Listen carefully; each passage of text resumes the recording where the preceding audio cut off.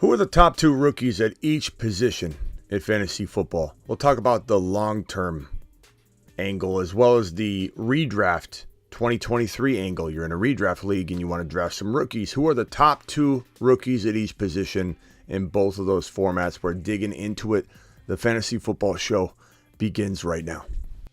Live from the FantasyFootballShow.com studios, it's the Fantasy Football Show. Live! Monday through Friday, 7 p.m. Eastern. What is up, everybody? My name is Smitty. You're watching the Fantasy Football Show, and today we're talking rookies. We're going to talk a whole lot more conversations and topics. Obviously, you can call in. The phone lines will be open, and I believe that a lot of you are going to have something to say about all these different rookie rankings and perspectives, and different perspectives are fantastic. Different perspectives make the world go round. What we need to do is respect each other's different rankings, different perspective. If somebody has a Jonathan Mingo as the number one wide receiver, so be it. That's what they have. If someone loves Quentin Johnston way more than I love Quentin Johnston, that's an understandable take. They're all understandable takes. These are not crazy off-the-wall predictions. These are not like Steven's prediction where he thinks that Damian Harris is going to be the number one running back in fantasy football. Right, Steven? First in the building today was True Penguin. Appreciate you, True Penguin. Thomas in the building. Michael K. CPA. The Ryan. Hung Like Hernandez. D-Class. Axe. Melvin. Avon. Jungle Jim. All of you following on in. Appreciate every single one of you. Let's get straight to the point. Let's talk about these rookies. Let's talk about who is your number one running back walking into 2023. From a redraft and dynasty, we're going to hit it from both. From a dynasty perspective, it is not crazy to like Gibbs more than Bijan. It's probably not something I can fully get behind, even though I am probably highest on Gibbs than maybe any content creator out there. Like, I love Gibbs. I love Gibbs so much that even somebody that likes Bijan more than, or Gibbs more than Bijan, so you could say, Smitty, somebody out there likes Gibbs more than you because he likes Gibbs over Bijan. I venture to say that I still like Gibbs higher than that person likes Gibbs, and I like both of them higher than the average bear out there. I love Bijan number one. Bijan's my number one dynasty running back. He's my number one dynasty player overall if you're not like in a 3 wide receiver requirement type of league, which even then I'm considering Bijan as my number one overall. I like Jamar Chase. I love JJ. But there's something about owning a running back that's a workhorse like Bijan that has zero negatives to his game. Dude is electric across the board, can be an elite pass catcher, literally makes moves and changes directions and has that amazing sense of balance even after impact that no other player has in this draft class. Across the board, top from bottom, he is almost perfection. And this is what we kind of felt like when Barkley came out of college and Adrian Peterson came out of college. This is that version of a player that is so rare. It's a unicorn. He's a unicorn. We need to have a unicorn emoji. We used to have a unicorn scene we used to play, and we need to get back to that. This is a unicorn right here. This guy is a unicorn. He's my number one. In redraft, I'm going to argue the redraft angle. In redraft, appreciate all you follow on and hit that like button. We'll be answering phone calls in just a minute. In redraft, he's my number one running back. Nothing really changes other than I'm more all in if it's dynasty because I get to keep this guy for as long as he plays. In redraft, I rank him over Christian McCaffrey pretty much across the board right now. It is Bijan number one. That means at number 3, number 4 overall, I'm taking Bijan in a redraft league if I have to. If I can trade down and take advantage, I will. I urge you all to use ADP and player values to the best of your ability without leaving value on the table. That means if you're drafting at number 5, you don't need to trade up to number 3 to get Bijan. If you're drafting at number 3, you could essentially trade down, I think, almost 8 times out of 10 and get Bijan at 5 or 6 without any kind of sweating or hesitation, and then gain some value somewhere else. So there's some goodness in not taking him 3. there's some upside and ability to improve your team in other areas by trading down if you can. So number one across the board, redraft dynasty does not matter at all to me. This is my RB1. But as I said, even somebody that likes Gibbs over Bijan, I might still have Gibbs ranked higher than that person because I love both these guys. Gibbs, to me, I'm not paying it. I'm trying my very best. I'll be honest with you. I'm kind of holding back on you guys. And I hate doing that because I'm always super honest and transparent with you. But I'm almost holding back, and I think you could sense it. If you know me well enough, you can see me continuously talking about Gibbs. He's in every video pretty much. We're almost beating a dead horse on it. I think you could sense that I'm heading higher and higher and higher with this guy. But sometimes I'm a little careful to not start talking up a player to such a significant degree that I have all of you going out there and absolutely ruining and destroying his ADP. He is a top 15 overall redraft player to me. I'm holding back because I don't want people to go out there and take him in round 2. We did a mock draft the other day, and a couple people took him in 2 and top of 2, end of 2, and you don't need to. He's going in round 4.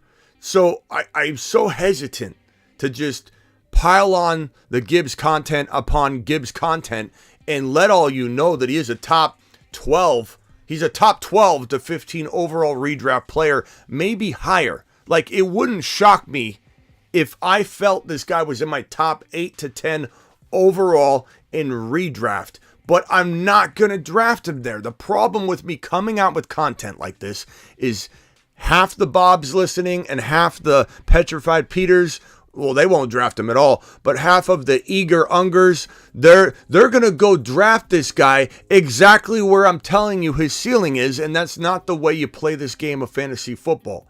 All I'm telling you, what you should be hearing from me is Smitty says 4th round is his ADP, but he could be a top 10 overall player in redraft.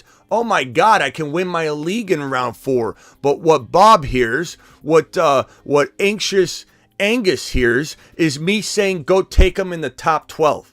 Go get him. Slap you on the rear end. Get you out of here. Go draft. Go take him way too high. Have your league roll their eyes at you, laugh at you, and then you come back to me and say, Smitty, you better be right about Gibbs. I just took him at 12 on my redraft, and I'm going to tell you to take a lap, young man.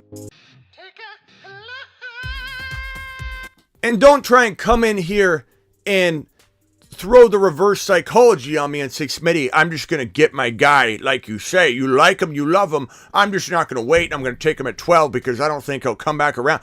That doesn't work. That doesn't work. You can't throw that at me because his ADP is so low. You're literally being reckless with your ability to go get the world, and the world will then be handed to you on a silver platter with Gibbs in round 4. All the risk is baked in, and he'll climb to 3. Make no mistake about it. He'll be in round 3 probably by next week. And will we pay that? Absolutely, because I'm telling you he's a top 12 redraft player. So when Gibbs climbs, when he climbs, if he climbs, whenever he climbs, take him accordingly. I'm not saying to not take him at his ADP or slightly above his ADP. If his ADP climbs to 31 overall, take him above 31 slightly. If his ADP climbs into 27 overall, he's in that 3.1, 3.2, 3.3, 3.4 territory, top of round 3, take him there all day long. You've got term picks at 24 and 25. Gibbs as your 3rd drafted player is still an absolute smash home run. Take it to the bank. Let's go to the moon.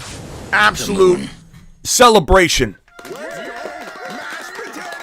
But if you start taking him as your 2nd drafted player because of what I'm cranking out, you're going to leave a lot of value on the table. I don't recommend that. You're not going to win championships reaching left and right when you can take clear advantage of at least 3rd round ADP, people. He's at least sitting in the 3rd round right now. Don't go ruining everything and stepping on in your own way and getting in your own way by just getting impatient and being an impatient Ian and going into your draft and saying, I'm going to take him in the 2nd round now when you don't have to. This guy's a top 10 potential, top 10 to 12 potential redraft player, but learn about it. Take advantage of it. Don't ruin your opportunity. So Dynasty, you can imagine if that's my take in redraft. If that's my take in redraft, and there's a few of you out there that really hate this take, I don't know what it is. I have no idea what it is. But in my comments, never in the live chat really, but in the comments after, there's always some kind of angry Angus sitting in the comments saying, Smitty, I put it on my Instagram. Smitty, you're just leading your followers down a bad path once again. Smitty, this is such a bad path that you're leading people down. This is just like Javonte Williams all over again, and everyone's going to buy into this guy. His name is Gibbs. He's small. The Detroit Lions have Monty. They want to use Monty. Why would they pay Monty money? Why would they pay him a contract and actually pay another running back on the roster if they really like Jahmyr Gibbs? They'd roll with one running back, Smitty. They would roll with one running back. They would not have anybody else to spell him. Do you not understand what this guy Jahmyr Gibbs does when he's on the field? He's not a 1,500-yard running back. Okay, Bob? He's not a 1,500-yard running back. He is a running back that will get you, if you're lucky, 1,000 yards, 1,050, maybe 1,100 in a one-off season. This is a 900 and 900 wide receiver / running back. This might be more of a wide receiver than he is a running back. He's more of a wide receiver than he is a running back, which is fantastic. It's the inverse of an Eckler. It's an inverse of an Alvin Kamara. It's the reverse and flip of it. This is just going to be one of those interesting situations where it's kind of like doubling down season right now. We got smoke season, right? We got smoke season. Then we have double down season. What's double down season, Smitty? But Smitty, what is double down season? Double down season is when people come out. They put the receipts out there into the ether, and they expect them to come true, and then things don't quite go their way. Maybe the Gibbs haters saw him go to Detroit, started laughing their little tails off. Oh my God, I told you Gibbs was too small. And now he lands in this situation right now. He lands in this situation where he's got Swift and Monty. The Detroit Lions reached for him. This is unbelievable. This is going to be hilarious. And all of you... Oh, breaking news. Breaking news, DeAndre Swift he's sent to the Eagles. He's now a Philadelphia Eagle, opening the pathway for Jahmyr Gibbs. Oh no. I'm just going to double down. I've already put it out there too strongly. I've got receipts everywhere. It's time to double down. Jahmyr Gibbs he lost weight. He's smaller than he was at the combine. Smitty, I just don't believe in this guy. I like Monty now. Monty's the answer. You can do whatever you want, Double Down Donnie. Double Down Donnie just can't live with the fact that he could maybe change his mind and be on the right side of this thing. Instead, Double Down Donnie decided he wanted to play a game of let's keep going down a bad rabbit hole. Let's keep chasing this thing and try and find another solution. It was Swift. Now he's traded. It's Monty. It's Monty's contract. Number 12 overall doesn't outweigh Monty's contract. Monty's going to get all the work. Monty needs to get work. Understand what I'm saying, Peter. Understand what I'm saying, Bob and Donnie. What are you looking at here? Because what I'm looking at is a running back that is in a massively amazing, just awesome run attack that fed a running back named Jamal Williams 17 league-leading touchdowns on the ground in 2022, and you're not looking at this situation as if this is a amazing opportunity to walk right in and snag a guy that is going to get half of the volume probably that Jamal got. And if you think he's not going to be used near the goal line on occasion, you're out of your mind. This kid is untouchable. He's quick. He's probably the fastest burst and ability to break off a breakaway touchdown from this entire draft class. And that says a lot because I love Bijan Johnson's ability to break off, or Bijan Robinson's ability to break off a touchdown. I keep talking about Quentin Johnston with people, and Johnson's constantly in my mind. Bijan Robinson's ability to break off a long touchdown run is almost unmatched, and the only reason it is matched or a little bit outdone is because of this little quickster right here. This little guy is a speedster, and if he sees an open seam, he's gone. And don't think for a second that near red zone territory or in red zone territory and sometimes near goal line situations, they won't be spread out and literally hand this kid the football at the 5-yard line, and he walks in untouched. Anybody thinking that he's just going to be an I formation, that's not what I'm saying. Could he get 2 or 3 goal line touchdowns? Easily. If he doesn't get 2 or 3 goal line touchdowns, I won't know what to make of it. This guy could get 5 or 6 goal line touchdowns, but they're going to be in different situations than Angry Ian is imagining. He's thinking I formation at the 1-yard line, hand it to Gibbs, you pile drives into the end zone. You don't have to score on the 2, 3, 4, 5, 6-yard line in that fashion. It could be a pitch play to the kid. He's going to score a number of touchdowns, double-digit touchdowns, 900 and 800, maybe 900 and 700 his first season. Let's cut him some slack. Maybe he doesn't get 1,800 total yards as a rookie. Maybe he still gets you 65 receptions as a rookie. 65 receptions, a boatload of running work that Swift didn't see, which means you offset a lot of the production that Jamal was getting, and you're not going to get all that repeated. You're not getting 17 rushing touchdowns. But if you offset some of that over toward Gibbs and give him all this receiving work, he's going to be a top 10 running back monster in redraft. These two guys, if I'm in a league and I can start over and these are my 2 running backs, you've just been Smitty approved. I am so pumped about these two guys. If I could start off a league with these two guys, and I might be able to in a league that I own the first overall pick in, and I'm working to get the number 2 overall pick. I'm very confident it's going to happen. I'm literally going to rebuild a team that could win now because I can do it right now. The window is there to do it right now, and I don't want to miss my opportunity to have a team that has some Christian Watsons, Drake Londons type guys on it. I have Joe Burrow. I have I forget. Well, my depth is very bad. I don't know that I even have 25 first rounders. I'm going to move up so that I can get Jahmyr Gibbs at number 2 and Bijan, who I already have at number 1.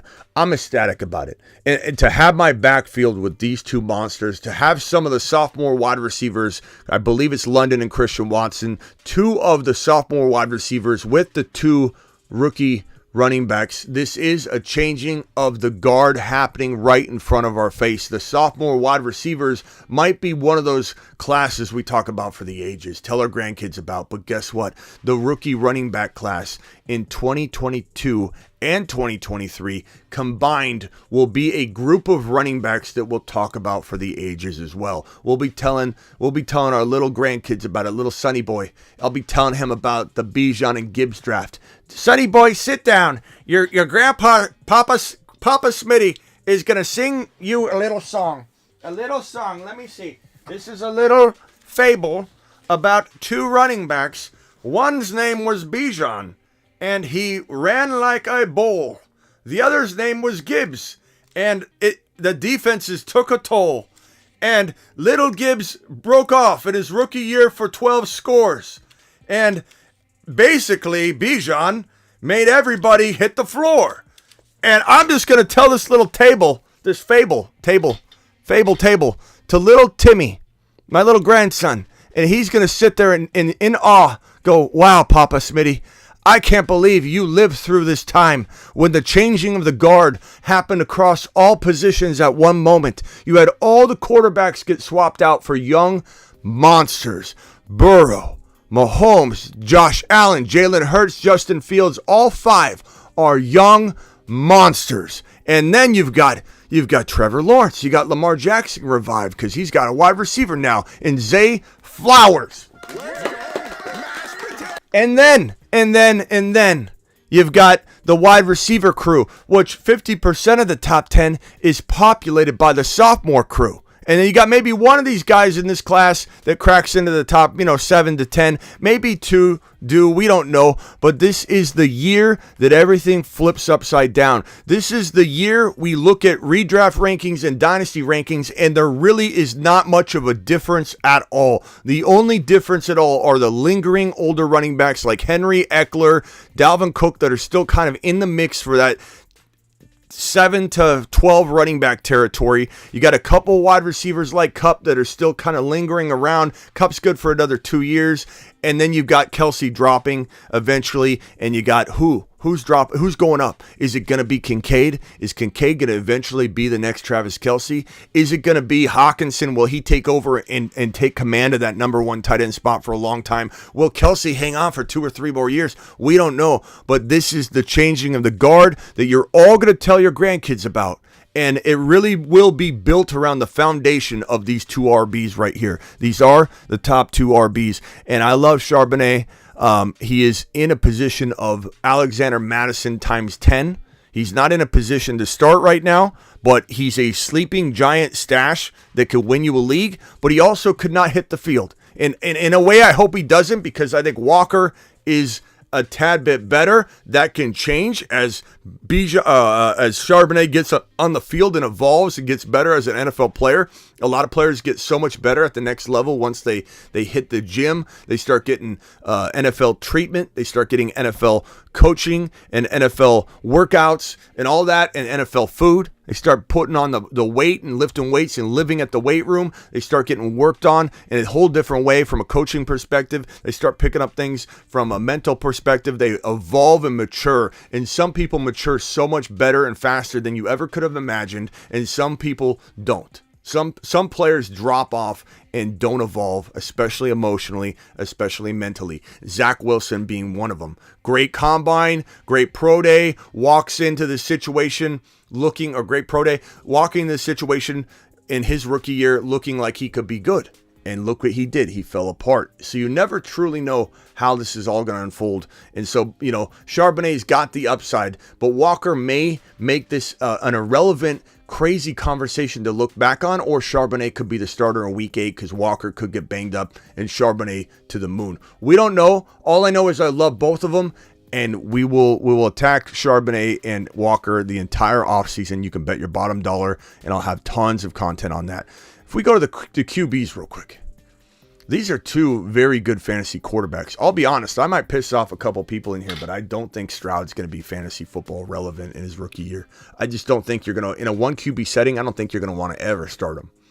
Doesn't mean he won't be a good game manager at the end of the year and go into 2024 with some momentum and be able to facilitate this offense to a degree that we're excited about it, and that Tank Dell could still be a monster even if Stroud is okay. That happens all the time.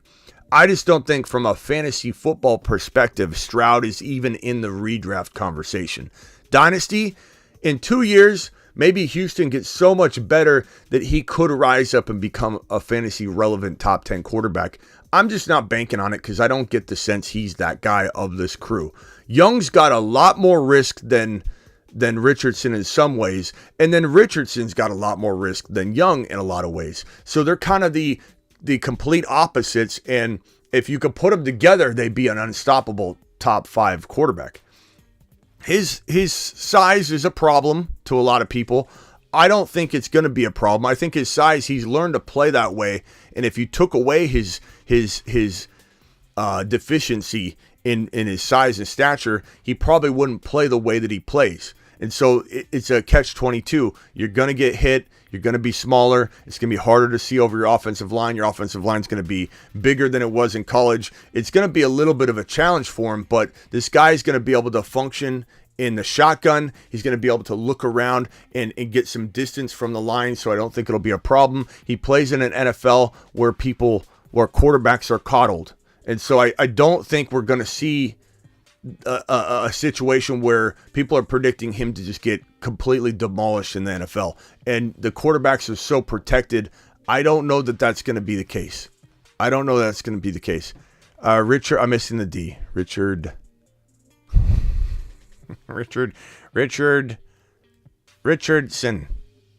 Thank you. Now it's, there we go. Richardson. Okay. I'm going to say that these guys have near equal fantasy football appeal to me. This guy's running ability, 8 to 10 touchdowns as a rookie if he starts the entire season. He really has at least 8 touchdown potential, and that's huge for an RB. That could easily put him in the top 12, top 10 fantasy football conversation.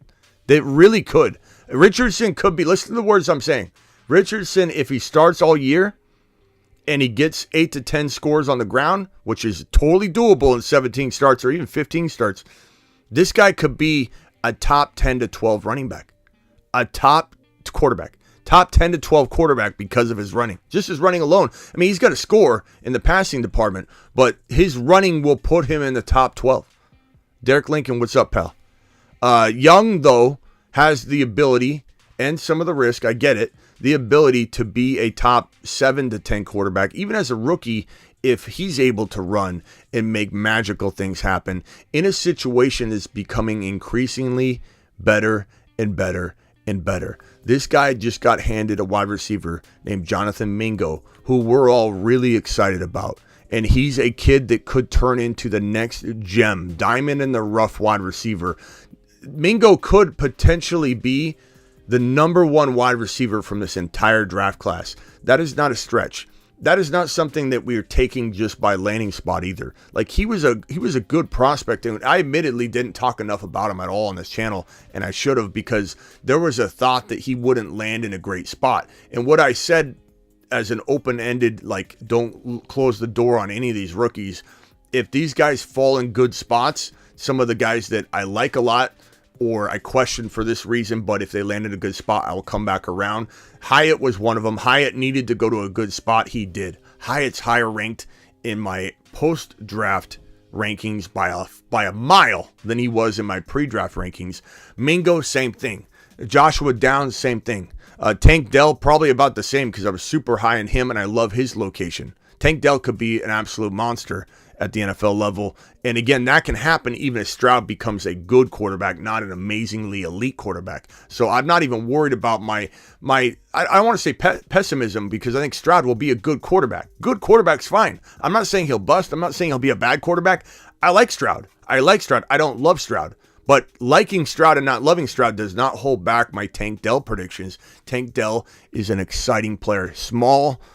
Some say too small. I say I don't care. We've seen a lot of smaller wide receivers excel at the next level.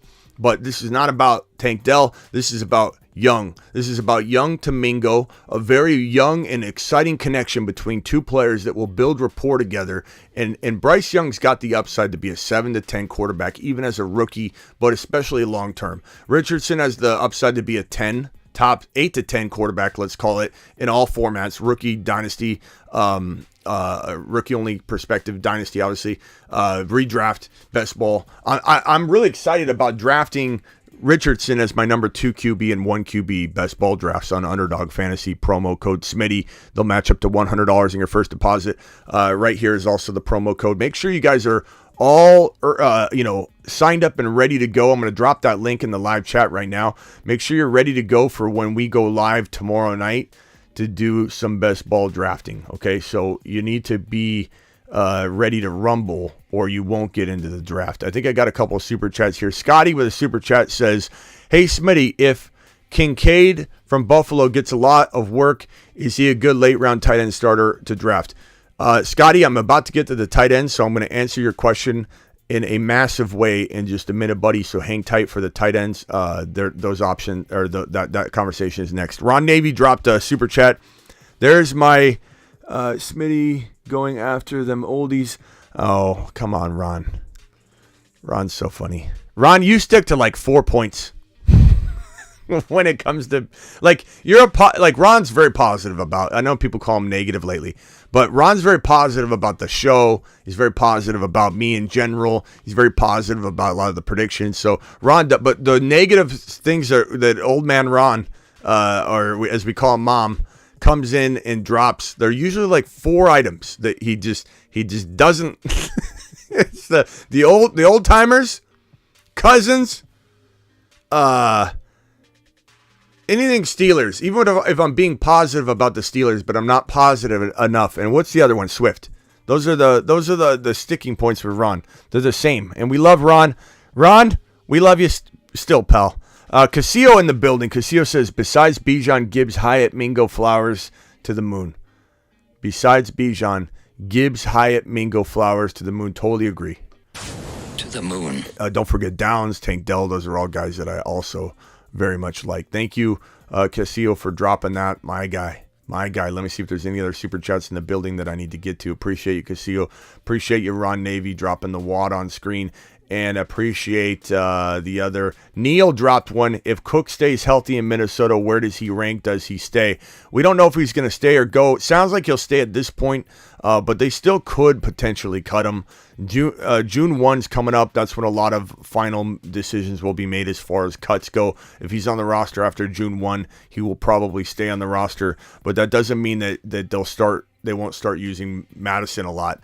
I think he's a likely candidate to still get traded. It's a lot lower likelihood coming out of the NFL draft, but a team that may have not got the running back they want, let's call it Buffalo. Like, I know a lot of people think Damien Harris will be good, or let's call it look what happened. Swift got traded after, and the Eagles filled their void. Maybe Mixon's staying, but maybe Mixon's troubles get in the way and he gets cut or put on paid leave or something, and then they have to go after a running back. Maybe Dalvin Cook goes to Miami, but Miami did draft A-Chain, so that might be off the table. There's still a couple locations that Dalvin Cook could go to. You know, it wouldn't shock me if a team like Kansas City went after a running back and just kind of shocked the world and made people upset that love Isaiah Pacheco. They do love Pacheco. He feels like he's going to be the guy, but you never know. You never know. I mean, clearly the Kenneth Walker-Charbonnet situation should make us all on high alert, sitting at the edge of our seats that anything can happen and anybody's world can be flipped upside down on draft day or after. Don't forget Ron Navy's Derrick Henry. And yeah, Ron Navy's very, very objective about Derrick Henry this offseason, though. And I admit I was a year early on Derrick Henry's decline, but that's I went into last year saying that I could be a year early, but I'd rather be a year early than a year late. That's always my motto when it comes to these RBs. That's my motto with Eckler. Eckler's 28 years old. Henry was 28 last year, and Henry was one of the only running backs in recent history to actually do well in their 28 age season. So Eckler being not as big, being a smaller back that's forced into that every down role, Eckler, to me, is one of the biggest risks anybody can make in the first round if he's there. Thank you, Ron. We need to make another bet, Smitty. On what? What is the bet going to be on this time, Ron? Bella, check yourself. Appreciate you dropping that super chat. We got another one from Bree. Bree says, oh, $20 hauler. Appreciate the $20 hauler. You know what $20 haulers get? Appreciate that. Hey, Smitty, won a league using your advice last year. What is your take on Hunt? Hunt I've picked up in a couple of leagues, hoping he goes to Miami.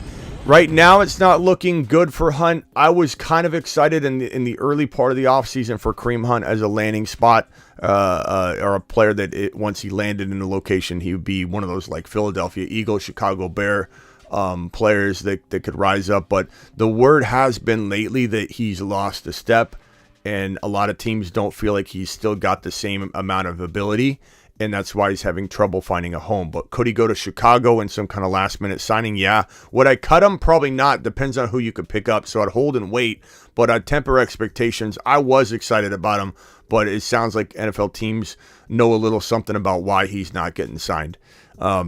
But could he still land somewhere? Yeah. I mean, he's still very much better than a lot of the backups in the National Football League, even if he's no longer a potential fantasy football monster, which he could have been maybe 2 years ago if he went to a new team.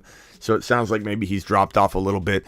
And yeah. Oh, and a mashed potato for the $20 hauler. Appreciate that. So yeah, don't cut him, but just kind of wait. His landing spot will be critical. Him and Zeke Elliott, where they go, it'll determine whether they got squeeze out an extra half a year to a year. Smitty, when can I call in about Dynasty Draft?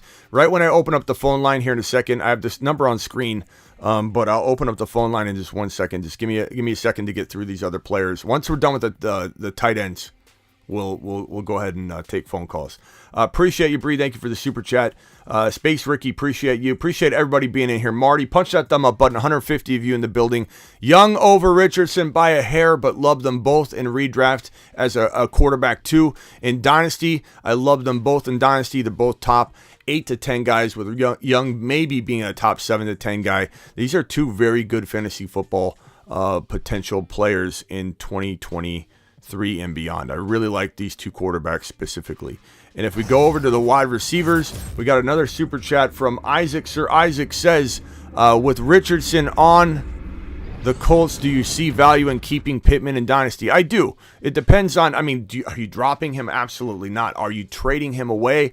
I would. I'd trade anybody away. If I could go get a Watson on the low, if I could go get a London on the low, if I could go get a player like that, I certainly would. If I could go get Kyle Pitts on the low, I'm certainly looking for all those things. Or if I can upgrade my RB slightly and I get out of a little bit of an older RB to get into a younger version, then I would use Pittman as an extension to do that. If I could trade my quarterback that's like 7 or 8 up to Trevor Lawrence or Fields using Pittman, I would obviously do that. If I could give Pittman in a first rounder to upgrade Pittman into London or Olave or Watson, I would do that.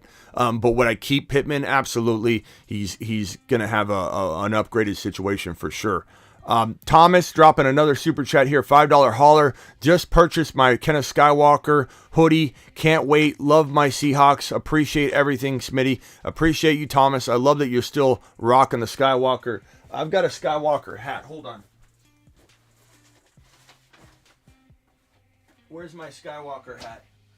I got a Skywalker hat somewhere around here. Here, I'm going to have them. Here's a Skywalker hat. I'm looking for the one that, how I rock it backwards most of the time. I don't know where it is. But I appreciate you still supporting Skywalker. And Skywalker's so tough to not own and tough to own. I really still believe that there's it feels like a 40% chance that 35 to 40% chance we could be looking at a situation where, I don't know, Charbonnet gets in there and he doesn't get removed. Maybe 30%. That's a high percent. That's why he lives in round 4, and that's why I'm very, very comfortable saying we got to let him fall to 4. But do I still believe there's a top 1 to 5 running back in the cards here? Yeah, but the percentage of it happening now has just gotten worse. That's all. So if I had to break it all down and just guesswork, arbitrary percentage guesses, I'd say let's call it even a 20% chance. 20% chance that Charbonnet doesn't even materialize in his rookie year. Whether he struggles with injuries, gets put on a PUP because of some hamstring injury that won't go away. We have no idea what's in store for Charbonnet. There's still a very, I'd say decent, but a large percentage chance that Walker walks unimpeded into week 1, and we're all freaking out over nothing. And the people that get Walker right now via trade or in the 4th round, especially 5th round, are getting an absolute steal. Now, I will say, I don't think anybody should own Walker without Charbonnet if you can help it. If you've already drafted, this is an existing dynasty league, there's not much you can do, but you don't get rid of Walker cheap because you don't think he could work out. Or you could trade across position and get an Olave straight up if you wanted to take a little bit of a bath on it and still get an amazing player that you still think could be top 5 at their position. That's a fine trade. That's a good way out if you don't want to roll the dice with any of the risk involved. But it really is a tough line to walk straight because you're going to have this natural reaction to go, this can't be Aaron Jones and A.J. Dillon. But why can't it be?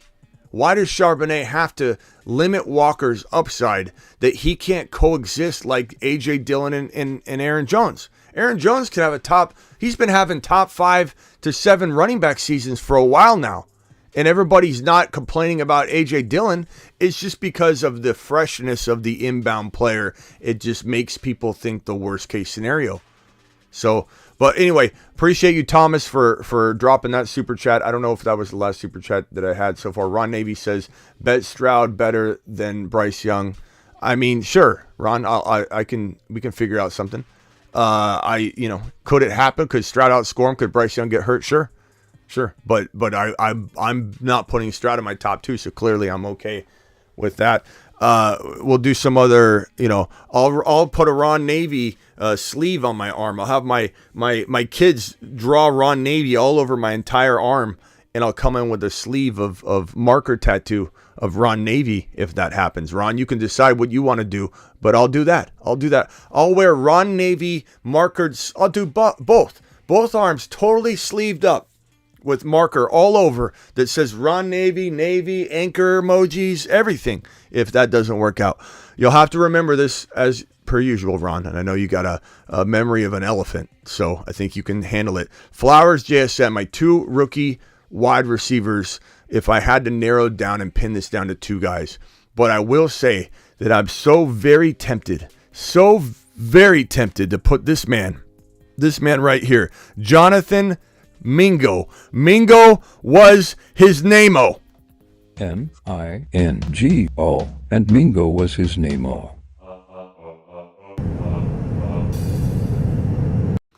So very tempted. And maybe this is like usual with me. I start to inch something out, and then I eventually unleash the dragon. So here we go. Pause. Here we go. JSN may get nudged out for this man, Jonathan Mingo. Mingo was his name-o. I'll do Smitty was right again on both of my arms. Okay, done deal, Ron. Done deal. Are we going to unleash the dragon or what? Is this going to be the unleashing of the dragon, where this guy eventually becomes our number 1 rookie wide receiver? Not in draft value. Understand what I'm saying. Don't go spending number 1 wide receiver rookie only draft capital on Mingo was his name-o if you don't have to. But this guy right here, I couldn't even narrow it down to the 2. I had a job to do. One job to do. Pick 2 wide receivers. And here I am dropping multiple players on the screen because I can't in my right mind not talk about Mingo here, because then it makes it look like he's not in my top 2. And Mingo kind of is sharing it. Flowers to me is the talent. This is my pre-NFL draft number 1 wide receiver in January, ranking based on talent, not listening to any noise, not listening to any projections as of draft value, not listening to anything relating to what other people think or what scouts think or what teams think or where these guys could go. My literally my number 1 overall ranked player from the wide receiver position in the 2023 rookie wide receiver class is Zay Flowers. It was, has been, always will be. At this moment, I think in time, maybe Mingo replaces him. I don't know, but here's evidence. If anybody's saying Smitty, The moon men. Yeah, here it is. Dropping loads in outer space. I mean, there's only been 1 rookie wide receiver on this Moon Man list the entire offseason. Space Moon says. The entire offseason, it's been Zay Flowers for a reason. It's Zay Flowers. Now, my hesitation for my lofty expectations is put to the test because we do wonder if he will get enough targets in a Baltimore Raven situation. But he is the number 1. And my thinking is punch that thumb up button. We got 153 people in here and only 72 thumbs up. Get that number over 100. Those are rookie numbers, 72. Punch it. My thinking here is this. You could say this all day long, that Zay Flowers in Baltimore is the number 1, but a little less passing volume is not as good as Addison in a much bigger passing attack in Minnesota, but he's the number 2. I understand the argument. You could say that the Minnesota situation is better as the number 2 than the number 1 situation in Baltimore, but I have to think that that people are judging Lamar right now based on his former no wide receiver 1 numbers. And I know that Monken's coming in here to install potentially it's going to be run heavy. It's going to have some good running, but they're going to throw the football. And I think if we start looking at any wide receiver besides Hollywood Brown, who was a top 10 wide receiver in fantasy the year he broke out. If we start looking at wide receivers from Lamar Jackson's season last year and any other year where he didn't have an elite wide receiver, I think we're selling ourselves short on the wide receiver expectation level in terms of numbers that this number one guy can crank out when the number one guy is an elite talent. So I venture, thank you O4C for becoming a member, appreciate you. I venture to say that most people are going to look at this from a blurry lens. I don't think people are going to, they're going to judge him based on last year. They're going to judge him based on Bateman. They're going to judge him based on other things. Keep in mind, Mark Andrews might be slowing down a little bit. And if Mark Andrews could be literally vying for the number 2, sometimes number 1 overall tight end spot because Lamar Jackson does feed one player enough, why can't Zay Flowers take some of that action? Why can't Zay Flowers be unbelievable in this offense? Why can't Zay Flowers become what Hollywood Brown became, which was a top 10 wide receiver? Why can't Zay Flowers absorb what Hollywood Brown was going to do? And why can't we factor in Monken's offense might be more efficient and Lamar might be pretty darn good passing the football to now multiple options? Why can't Zay Flowers go and have a monster rookie season and absorb a lot of what Andrews used to do? I just think we're selling him a little short. His number 1 wide receiver role in this offense, which is probably a lot less passing going on than a Minnesota attack, I agree, is more valuable than being the number 2 somewhere else. That's just my take. Unless it was with Joe Burrow, I'm probably going to feel that way. Unless it was with Josh Allen, unless it was with Jalen Hurts. And Mahomes, I don't even know about because Mahomes would spread it around all over the place. So I like this landing spot. I just don't love it as much as a couple other spots he could have fallen to. I'm a little disappointed he didn't go to the most ideal spot I could think of, but at the same time, this was in one of my desired landing spots. It was just at the lower end of, let's say, a top 5 wish list. It was still just like Bijan going to Atlanta. Atlanta was on my top 5 list of landing spots where I would be literally sleeping like a baby the night of the draft, the night of the first round. I would sleep like a baby, and I did. If Bijan landed in one of my top 5 landing spots, Atlanta was one of them. And Zay Flowers, I slept like a baby because Zay Flowers did land in one of my top 5 landing spots. He did. And so I love him. JSN, I don't know that JSN's got the potential that everybody else thinks as a rookie because Lockett's not just going to go away right away. And while he's good in the slot, we don't know if the volume's going to be high enough for the slot wide receiver as the third option in an offense that's going to run the ball a ton, a very heavy run offensive attack. This is going to be hard for JSN, in my opinion, to meet expectations on a consistent level. He'll probably have some big games. The question is, will he be in your lineup? Will you have given up on him because he might have 3 bad games in a row and you're like, I can't start this guy. You put him on your bench, he goes out and has 102 touchdowns. Then he goes out and has 2 or 3 more bad games. And rookies are very up and down at the wide receiver position. Look at Jamar Chase's rookie year. You remember Smitty said, go buy Jamar, he'll win you a league. He stayed flat. Okay, next week, go buy Jamar. I'm telling you, double down. He'll win you a league. He was flat. Then, uncomfortably, I said, ride with me. I almost promise that this is going to work out. Go buy Jamar Chase, and you're going to win a league. Jamar Chase exploded. Rookies hit a big rookie wall. There's always a high, and then it seems like a low before they take back off. But they only take back off the good rookies that are elite. And he kind of fits the bill, but he's also playing in an offense that makes it very hard to imagine that being a given.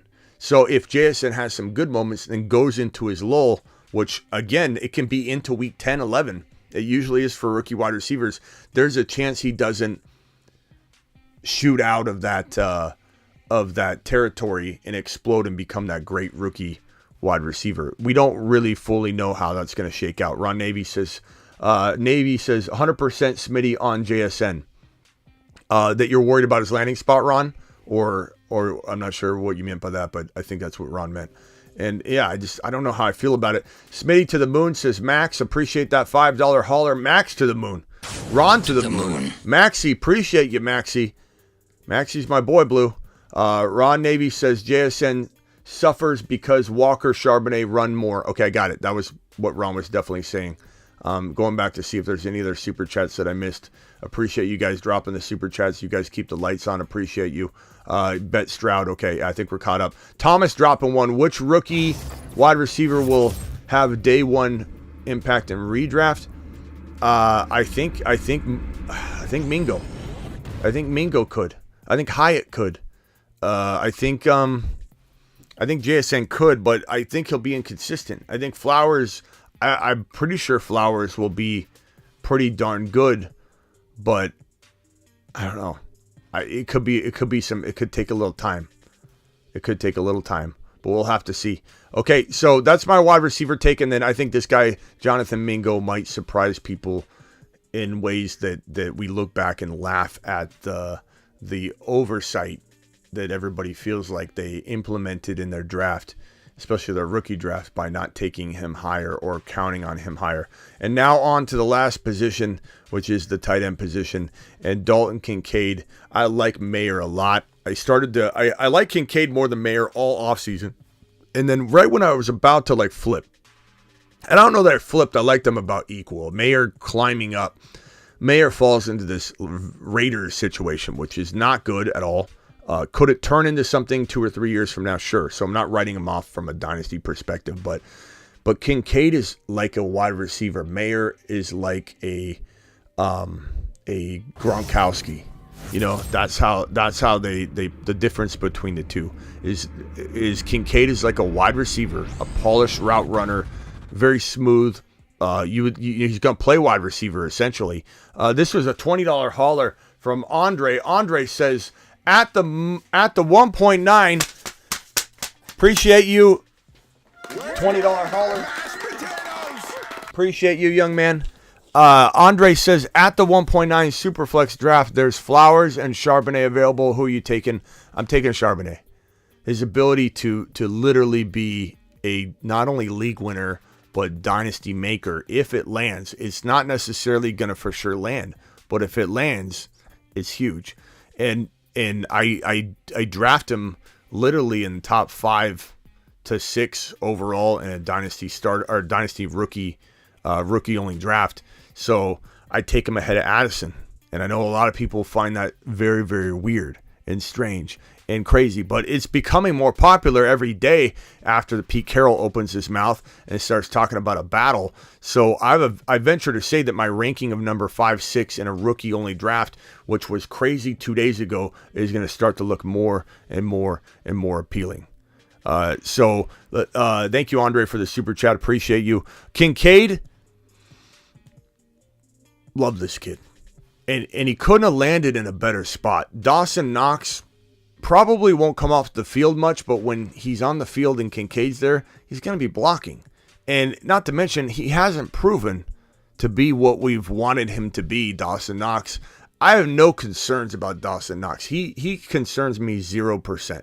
This guy is going to play wide receiver a lot of the time. While Knox is on the field, he's going to be spread out wide. They'll put him in the slot. He runs like a wide receiver. He runs routes like a wide receiver. He catches like a wide receiver. He's essentially a glorified tight end that plays wide receiver in the tight end position. And there is a decent chance this is the next number 1 tight end in fantasy football for 5, 6, 7 for a decade long. I'm not saying he's for sure the guy to replace Travis Kelce, but it's Kyle Pitts, it's Hawkinson, it's Kincaid. If I had to lump 3 tight ends together and say this is the crew that's going to produce the number 1 next Kelce, it's in Kincaid, it's in Hawkinson, and Kyle Pitts in that bucket, and they're all in there. So from a dynasty perspective, this isn't even close. It's Kincaid by a mile over every other tight end in this rookie class, and Kincaid's already a lock as my 3 or 4 easily, if not a lot higher, and I'm just being quiet about it. My number 3 or 4 dynasty tight end. And I have no problem starting this guy as my first tight end that I draft off the board in a best ball draft. Promo code Smitty. Underdog Fantasy. We will be drafting on Underdog Fantasy. Promo code Smitty tomorrow night, Friday night, and Saturday night. Our draft marathon every single week is Thursday, Friday, Saturday. Thursday, Friday, Saturday draft marathon on the channel here every single week this entire offseason leading into week 1. Our draft marathon. Thursday, Friday, Saturday, midnight Eastern, every Thursday, Friday, Saturday, 3-day marathon every week, doesn't stop. Code Smitty, link has been pinned. Sign up now, $10 minimum. They'll match up to $100 in your first deposit, so make your first deposit wisely so you get that max match of $100 if you want it. If you deposit 10, they'll give you 10, but we're doing best ball drafts, and I'm not scared at all to draft this man as my number 1 tight end off the board late in a best ball redraft. I don't care. I don't care. I love it. I've got a big smile on my face. I might even grab both these guys together as my tight end 1 and tight end 2. Laporta's my number 2 right now. He's in Detroit. This is a good situation for him. I like Musgrave a little bit in Green Bay. Mayer I like a lot talent-wise, but I hate his situation. So it really is Kincaid by a mile. And then Laporta's just... he's very intriguing in Detroit. He's a good tight end. He's not as good as Kincaid. Kincaid is elite. This is maybe the next Travis Kelce you're looking at. This guy is Freiermuth potential. 5, 6, 7 in fantasy. Could have that ceiling. Isn't guaranteed it. But his ceiling could be 5, 6, 7, 8. And that's a good territory. It's a good tight end. That's a guy you could start in fantasy, obviously. But this guy is a difference maker, a whole different level, not even close. Let's open the phone lines. Call into the show. Call into the show.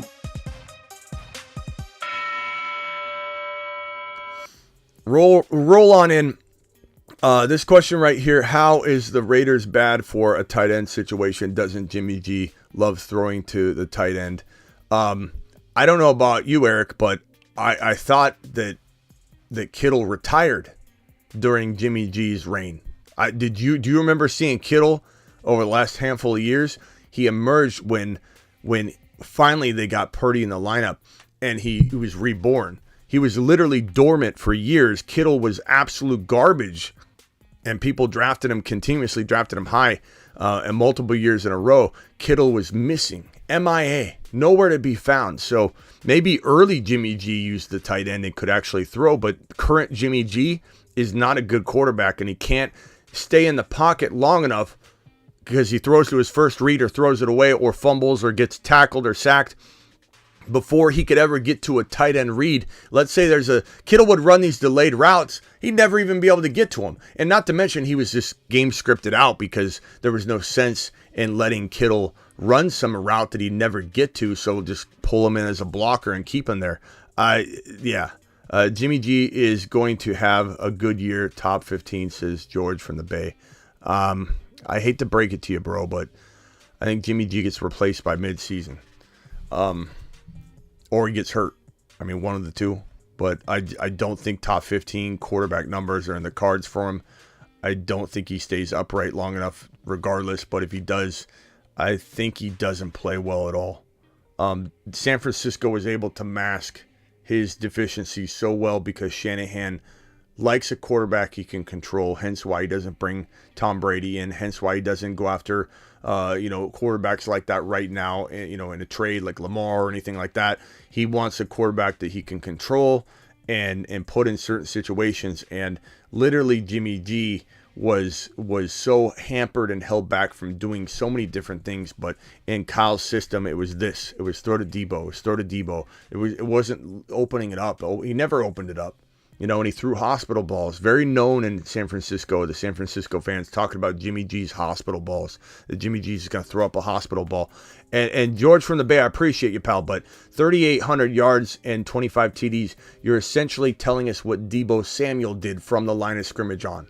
Everything Jimmy G did in that year with Debo breaking out, Debo did almost all of it from the line of scrimmage. Yak yardage. He led the NFL, I believe, at number 1 or number 2 in yak yards, while also leading the league in yards per catch, which are on total different spectrums. You don't lead the league in yak yards and lead the league in yards per catch and have the shortest passes thrown to you pretty much out of any wide receiver in the NFL. His depth of target was literally behind the line of scrimmage, it felt like most of the time. And to lead those categories was crazy. Deebo had an unbelievable year. But Deebo Samuel, all of the damage that was good in Jimmy's game and stat line was coming from Deebo, who did it from like the line of scrimmage on. So I do find it funny when people point to Jimmy G's stats as, like this guy. We got the phone lines open. Matt Biaggia, you're first on the line, bro. You're live. What's up, pal?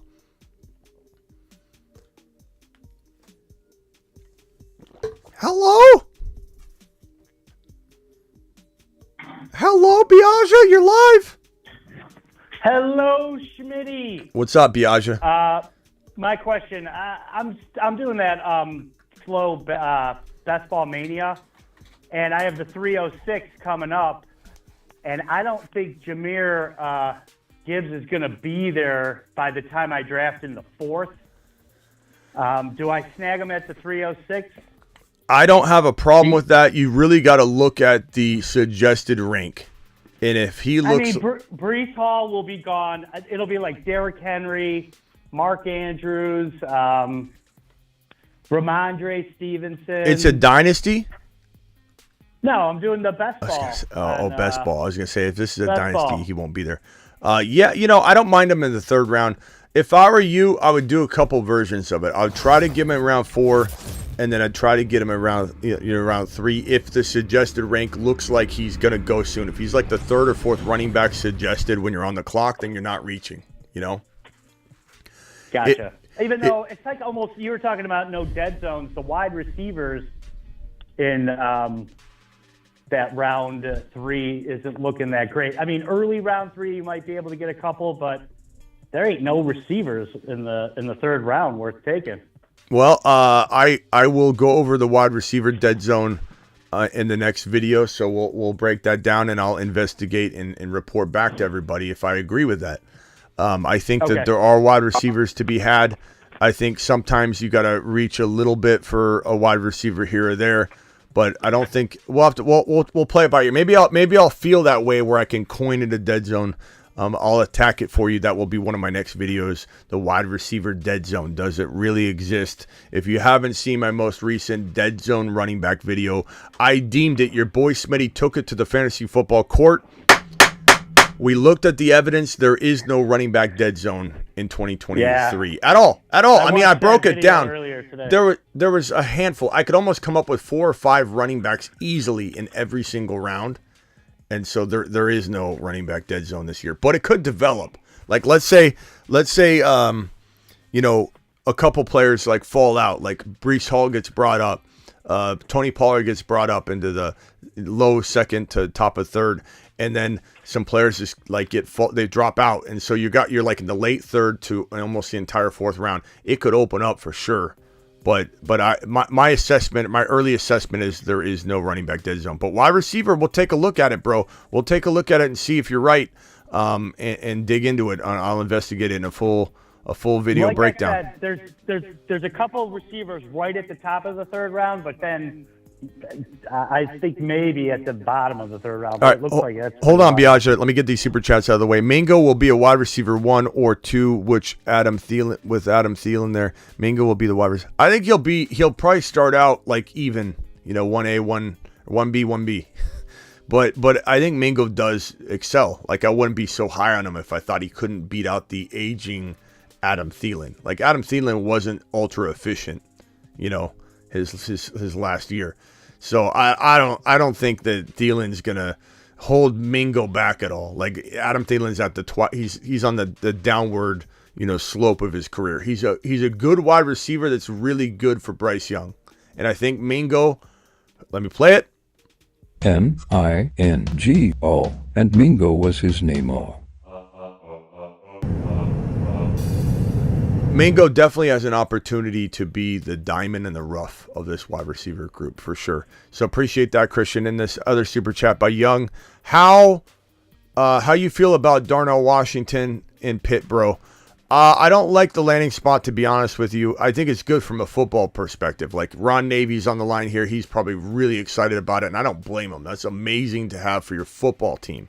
But from a fantasy perspective, how on earth can you be excited about a guy you like, a nice prospect, landing in a situation where they have to do double tight end sets, or he's got to replace Pat Freiermuth, who is a very, very respectable tight end in his own right.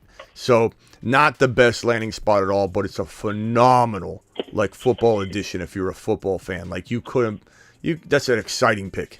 It really is from a football perspective. But for fantasy, unless Freiermuth gets hurt, I'm washing my hands of him in redraft. But I loved him. 6'7" monster. I really wish he would have landed in a spot where from a fantasy context he could have been, the number one tight end option. Somewhere like I don't know. There's a lot of locations you could just insert it. The Colts had a big old boy like that for a couple of years. Can't remember the kid's name. Very athletic, like 6'8", whatever. He hadn't done squat. Yeah, well, Jelani Woods. Jelani Woods never do anything their first year. Jelani Woods hasn't had a quarter. He hasn't had a quarterback. Wait till Jelani Woods and Anthony Richardson get going. Jelani Woods is a good tight end that still has a lot of upside. I like him. He's a sleeper. But I agree, he hasn't done anything yet, and he's supposed to have done something, but he's a really good prospect. Keep an eye on him, Steven. Ron Navy, you're live. Yeah, well, first of all, Washington and Freiermuth are two different types of tight ends, for one thing. They're both going to feed. And so, yeah, in a fantasy world, I don't care where you put him. They're going to use him the same way Pittsburgh's going to use him. And he's got just as much fantasy value on Pittsburgh than he would on any other team. Not surprised you're saying that, Ron, but I don't agree. That's the truth. That is the truth. Ron, you put him anywhere with that big body guy. He's a huge body guy. What do you think? They're not going to block him? Ron, the targets can't be there. Ron, the targets can't be there. Is a Gronk type receiver, tight end, and Kincaid is a receiving type of kid. Two different types of tight ends. I know, but Ron, if I could say one thing, Ron, I understand what you're saying, but Freiermuth is an excellent tight end, and I think that they didn't bring him in to use in two tight end sets. They brought the guy in to see what he can do, and maybe he can back up Freiermuth. They don't usually run two tight end sets in Pittsburgh. Wait a second now, Steven. Here's the thing: is Canada is pretty much the second year as coordinator. It being Pickett's first year last year, he couldn't open up the offense. So you can't really say that. You don't know what Canada has in mind. He hasn't had a chance. All right, guys, let's stop going this direction. I don't want to go on backup tight end rabbit hole for 15 minutes. I get what you're saying, Ron. I completely disagree with it, though. I don't think there's enough your backup tight end committee, your backup tight end committee is going to win you probably in best ball. I'll tell you that much because I know you drafted a lot. If Freiermuth goes down, I'm totally on board. I love Washington, but if Freiermuth stays healthy, there's no way, Ron, that a backup tight end is going to, with all the other volume that's got to be spread around, is going to be fantasy relevant. I appreciate you, Ron. As a Ravens fan to a Steelers fan, I appreciate you. We have this deal. This is AFC North stuff. Nobody else understands this. East Coast and I'm a Browns fan, so I'm the Browns guy. East Coast Teddy. And then Ron Navy Steelers. East Coast Teddy. Appreciate East Coast Teddy dropping the 5. All right, guys, I'm moving on from this topic. I don't want to dance around a backup tight end topic. East Coast Taddy, five gifted memberships from East Coast Taddy. Appreciate you, East Coast Taddy, dropping the 5 gifted memberships. Let's go to Matt Biaggia. Biaggia, what else you got? Different topic, please. I just, they're not going to yell. You got to have Freiermuth. But yeah, I don't see Washington. Biaggia, what did I say? Another topic. Go. Let's see here. 4th rounder. So if I take Gibbs in the 3rd round at the 306, Are you good with me taking Watson as my first wide receiver in round 4? Yeah, bro. You get Watson in London. That's been a very, very nice roadmap to a 0 wide receiver Watson strategy. and Gibbs. I already drafted Bijan, and I took Jalen Hurts in the second. Okay. This is my $25 best ball You're saying, on I know, you're Underdog. saying your 3rd and 4th pick, right? So Gibbs and Yes. Watson. So what I'm saying is go Watson in London. If London's there around 6, that is the best pathway, the best pathway to a wide receiver that's very, very cheap. Watson 4, London 5. London falls to 5 like clockwork. It's just a matter of, do you have the right spot for him? Because Well, what about Walker? What about Walker in the 5th? Don't I want him or no? I mean, you got to No. make a decision when you get to that stage in the game. I mean, I Gotcha. do love Walker in the 5th round, and you cuff him to Charbonnet no matter what. But I mean, if you need to go wide receiver, if you have no wide receivers and you went running back, quarterback, or running back, well, then it's time to Just get running back, London. Quarterback. I got my 3rd coming up. I went running back. I mean, London and I Watson. took Bijan, and then I have Jalen Hurts. I'm London and coming Watson up are on the 306. London and Watson are fantastic wide receiver 1s and 2s in the 4th and 5th round. Jake the Snake, you're live. Yeah, so we were talking in the chat, and I just kind of wanted to get your take on it because I saw you were talking about it last night, but you were saying, like, what's Mahomes' value? We're talking about a guy who doesn't even need reliable receiver talent on his team. Mahomes being like a top 4 quarterback, to me, I feel like I'm more comfortable saying that than with any other player, any other position in the league. I need Mahomes on my team 100% of the time. I'm fully on board with that tactic at early quarterback. What do you think about that, Smitty? It almost sounds like you read it from a piece of paper. I like Patrick Mahomes. This is the guy I want on every single one of my teams. What do you think about that, Smitty? I mean, bro. Hey, honestly, though. Bro, all 4 of these quarterbacks are absolute monsters that I could literally just say what you said and replace the word Mahomes with Hurts. Then I could literally read it back. That's not true, though. Yes, it is. True, Hey, because Mahomes is who doing said? it with Who a said? very Who says it? average roster right Who now. says it's not true? Who, you? Who says it's not true? You?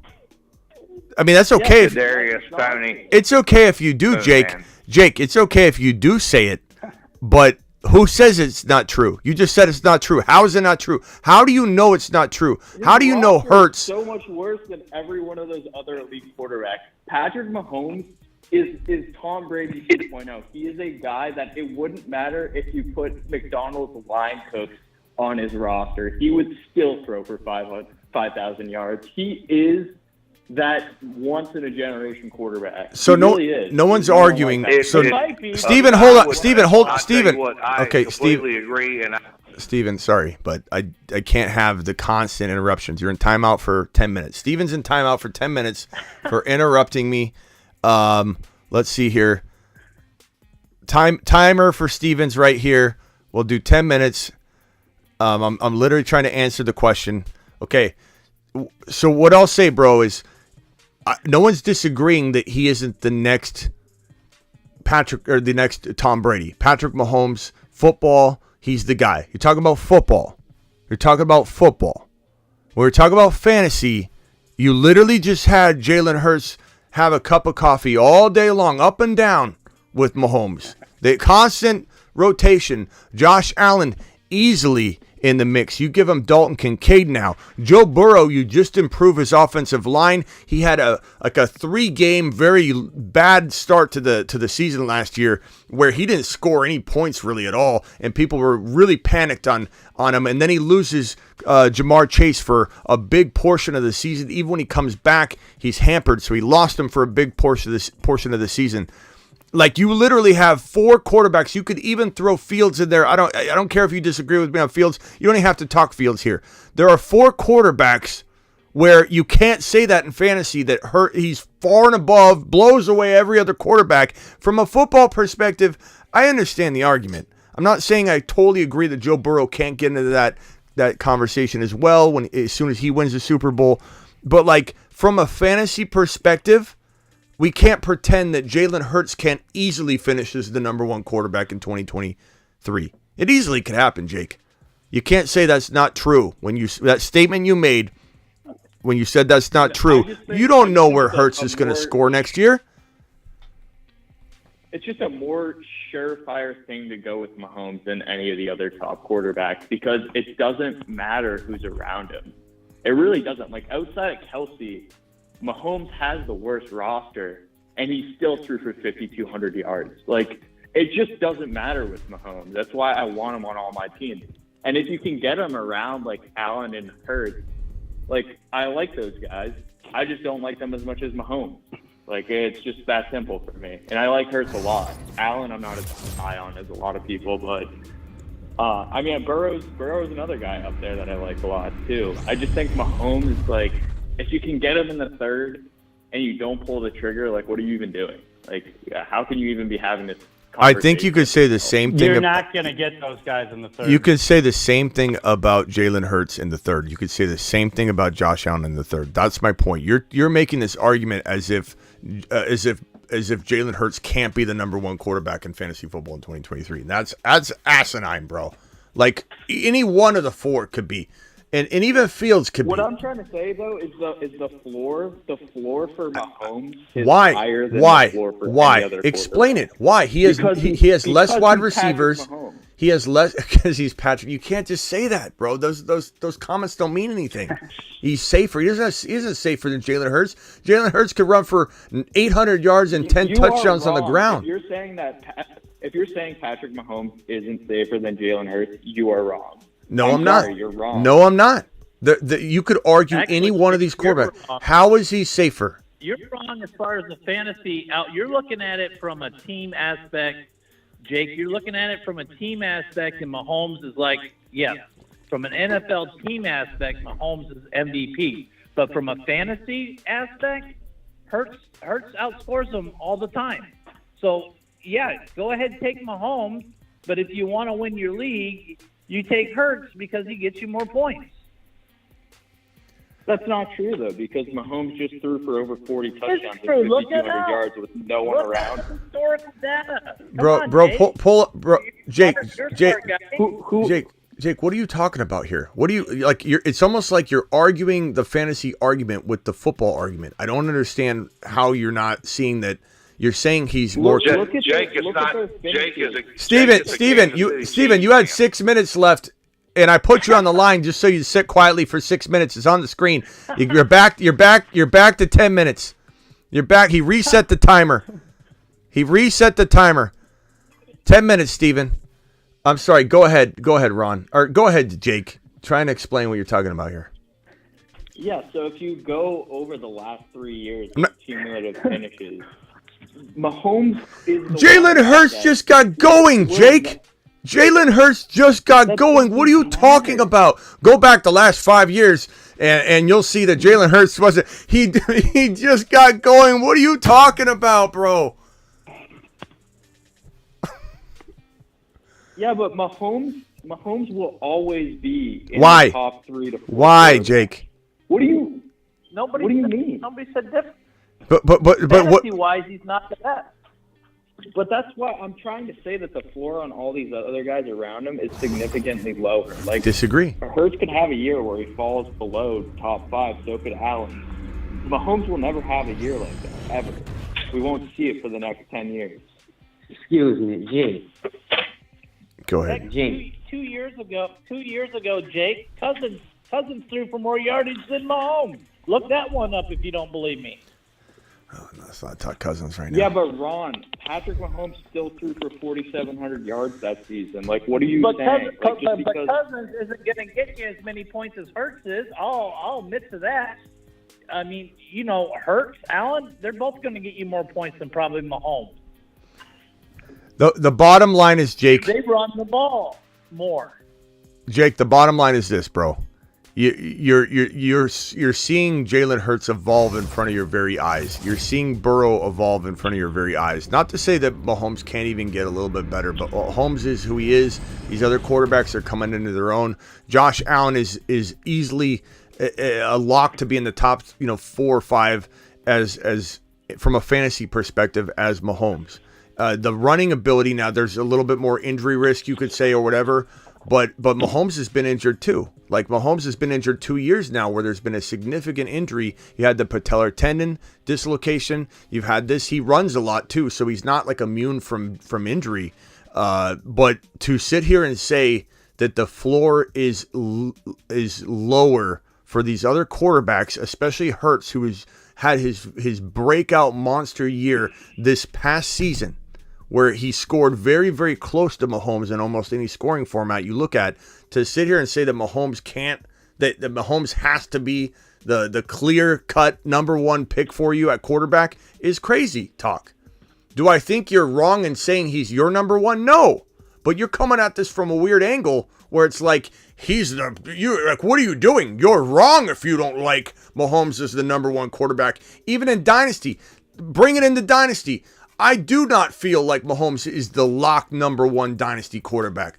I think Joe Burrow easily is in the conversation. And why you're shocked at that is beyond me, bro. You have Mahomes goggles on. Not that he's not amazing. Not that you don't have an argument. But stop acting like there isn't some kind of other side of this coin, bro. That's the only thing we're trying to tell you. You're in here acting shocked. Oh, my God.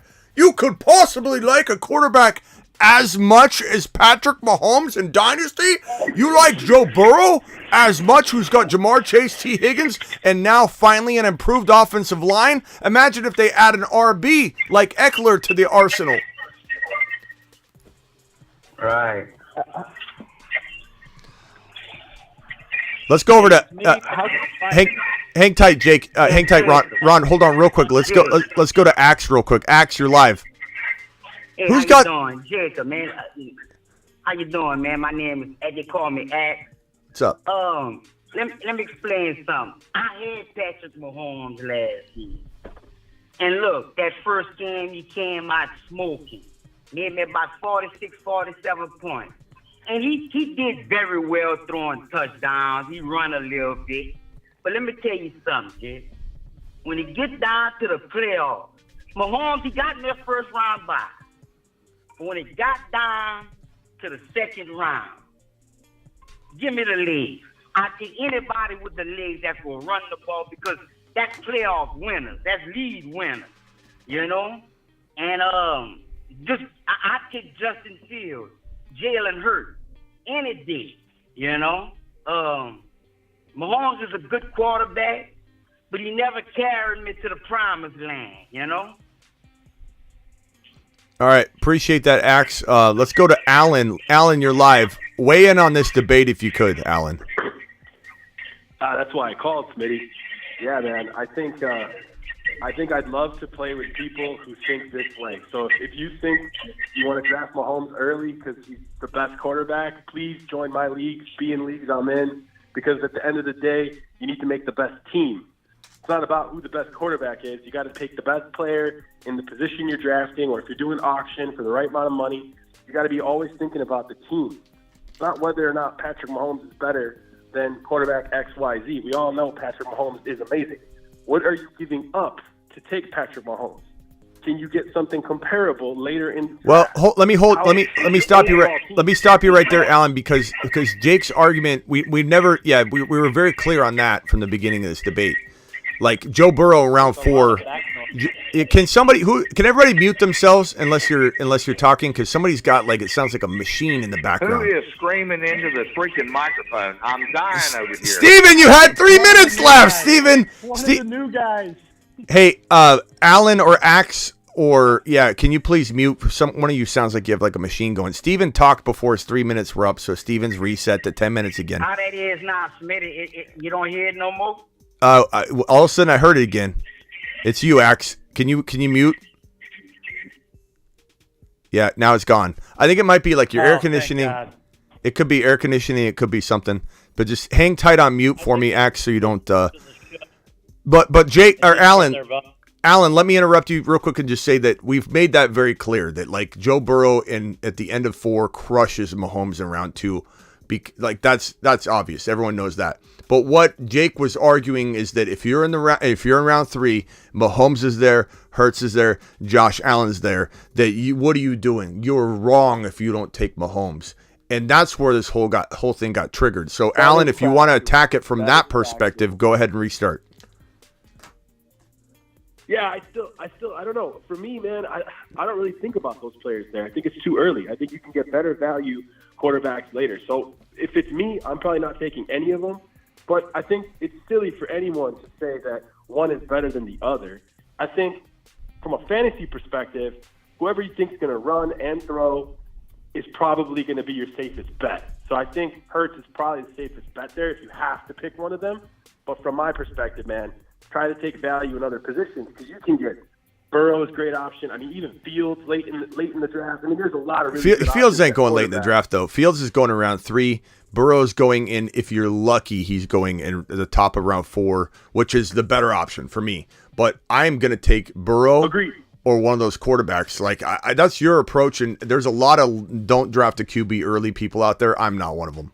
So, but I'm also the guy that literally pushed Jalen Hurts more than any channel I could find last year in round 6, 7. I'm the guy that pushed Joe Burrow more than any channel out there in round 6 and 7. So I am also that take a quarterback late guy. I can argue both of them. In round 3, there's nothing wrong with any of those guys. You can build a monster squad with a quarterback in round 3. But it's all apples to apples comparison. Every argument you give me for if you take a quarterback early, you're missing value here. No, you're not.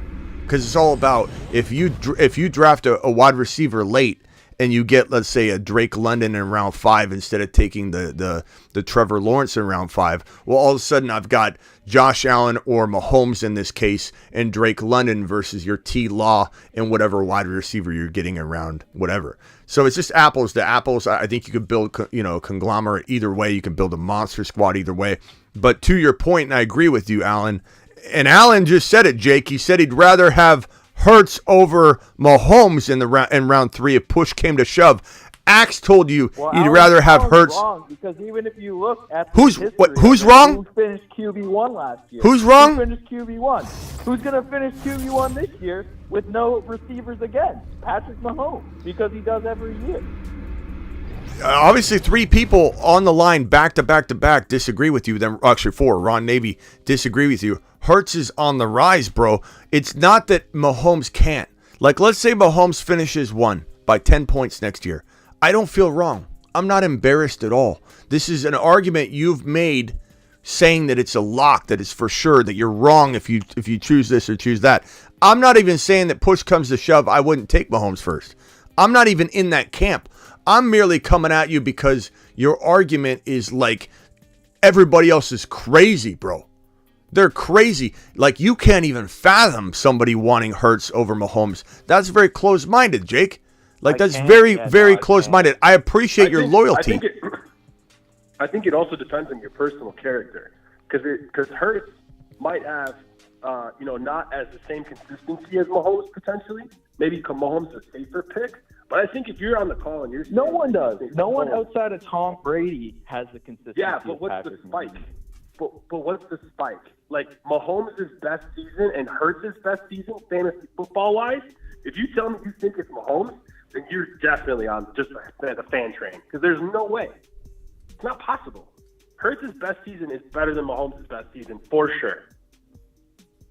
Their floors are probably different. I agree. Who was QB1 last season? Who's QB1? That's not what I'm saying, though. That's not what I'm saying, though.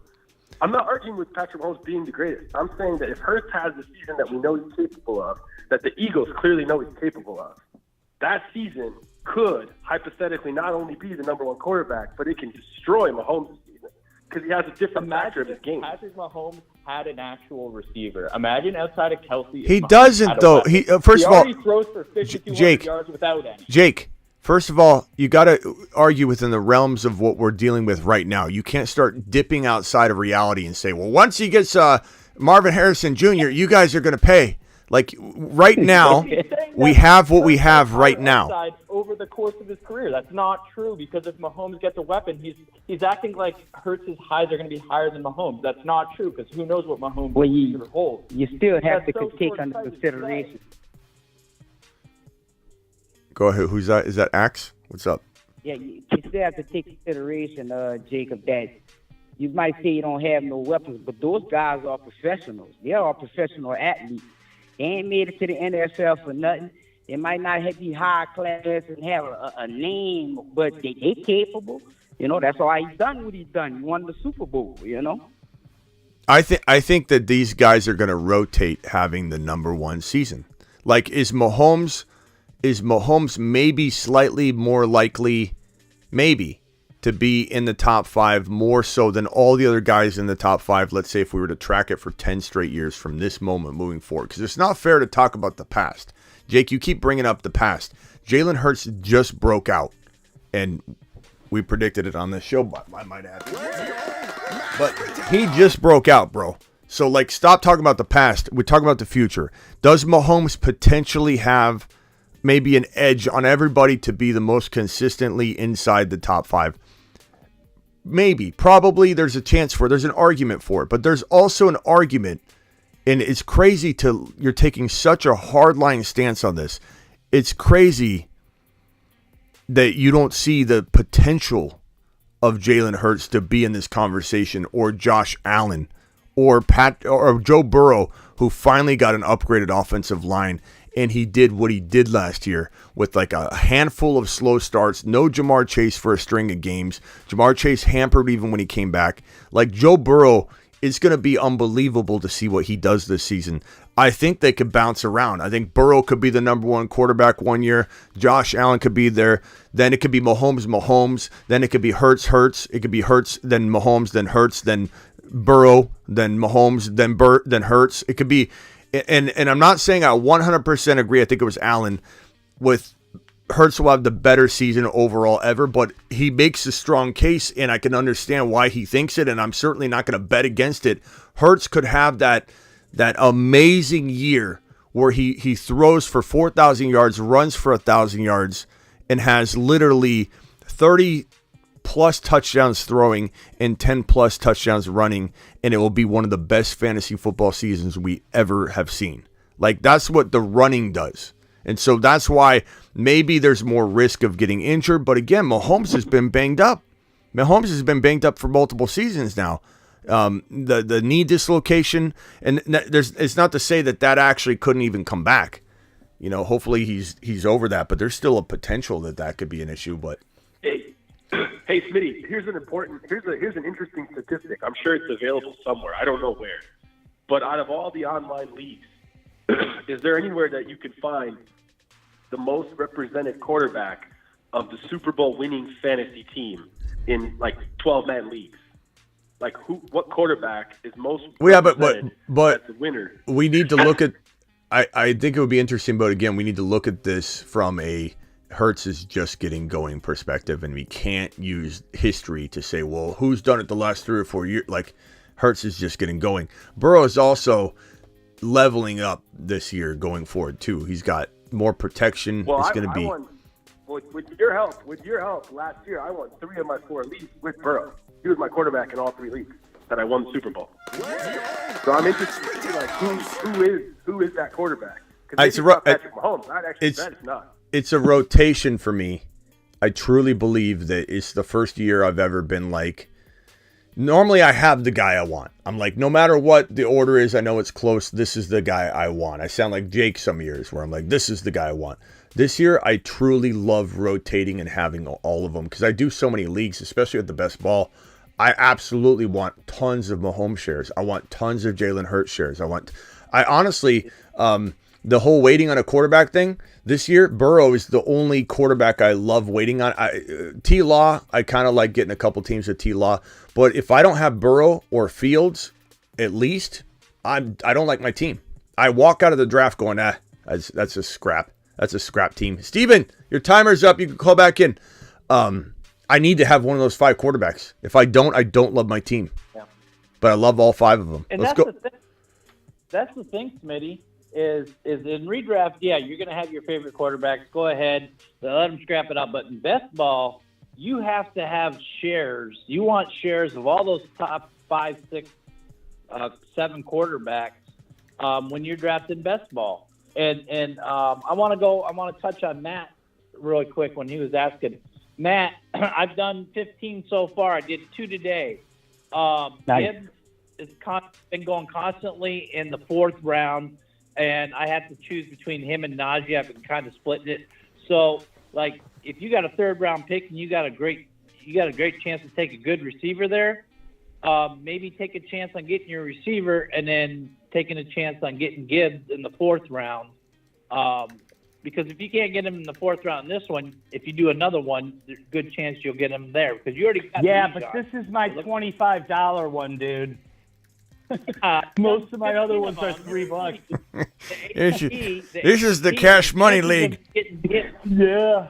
This I'm is one pick away, and these are the players available: Breece Hall, Josh Jacobs, Ramondre Stevenson, Justin Fields, Mark Andrews, Travis Etienne, Lamar Jackson, Debo, Ridley, Kenneth Walker, Najee, Amari, and then there's Gibbs. And I'm thinking of taking them at the next pick. but you named a lot of players. It's very possible he could fall to you in the 4th round. And can you imagine the smile on your face if you turn this $25 draft? I'll get sniped between 1 or 2 picks right before. Well, trust your gut. Trust your gut. Projected. I will say this, that you could be pleased with both outcomes. So if you go, you could be pleased with both outcomes. So if you go Gibbs here and you get another player that falls to you, you might be just as happy. So trust your gut, but also just don't take Gibbs if you got to look at the running back rank. It's not so much the overall rank. You need to look at both. He just told me he's a top 2.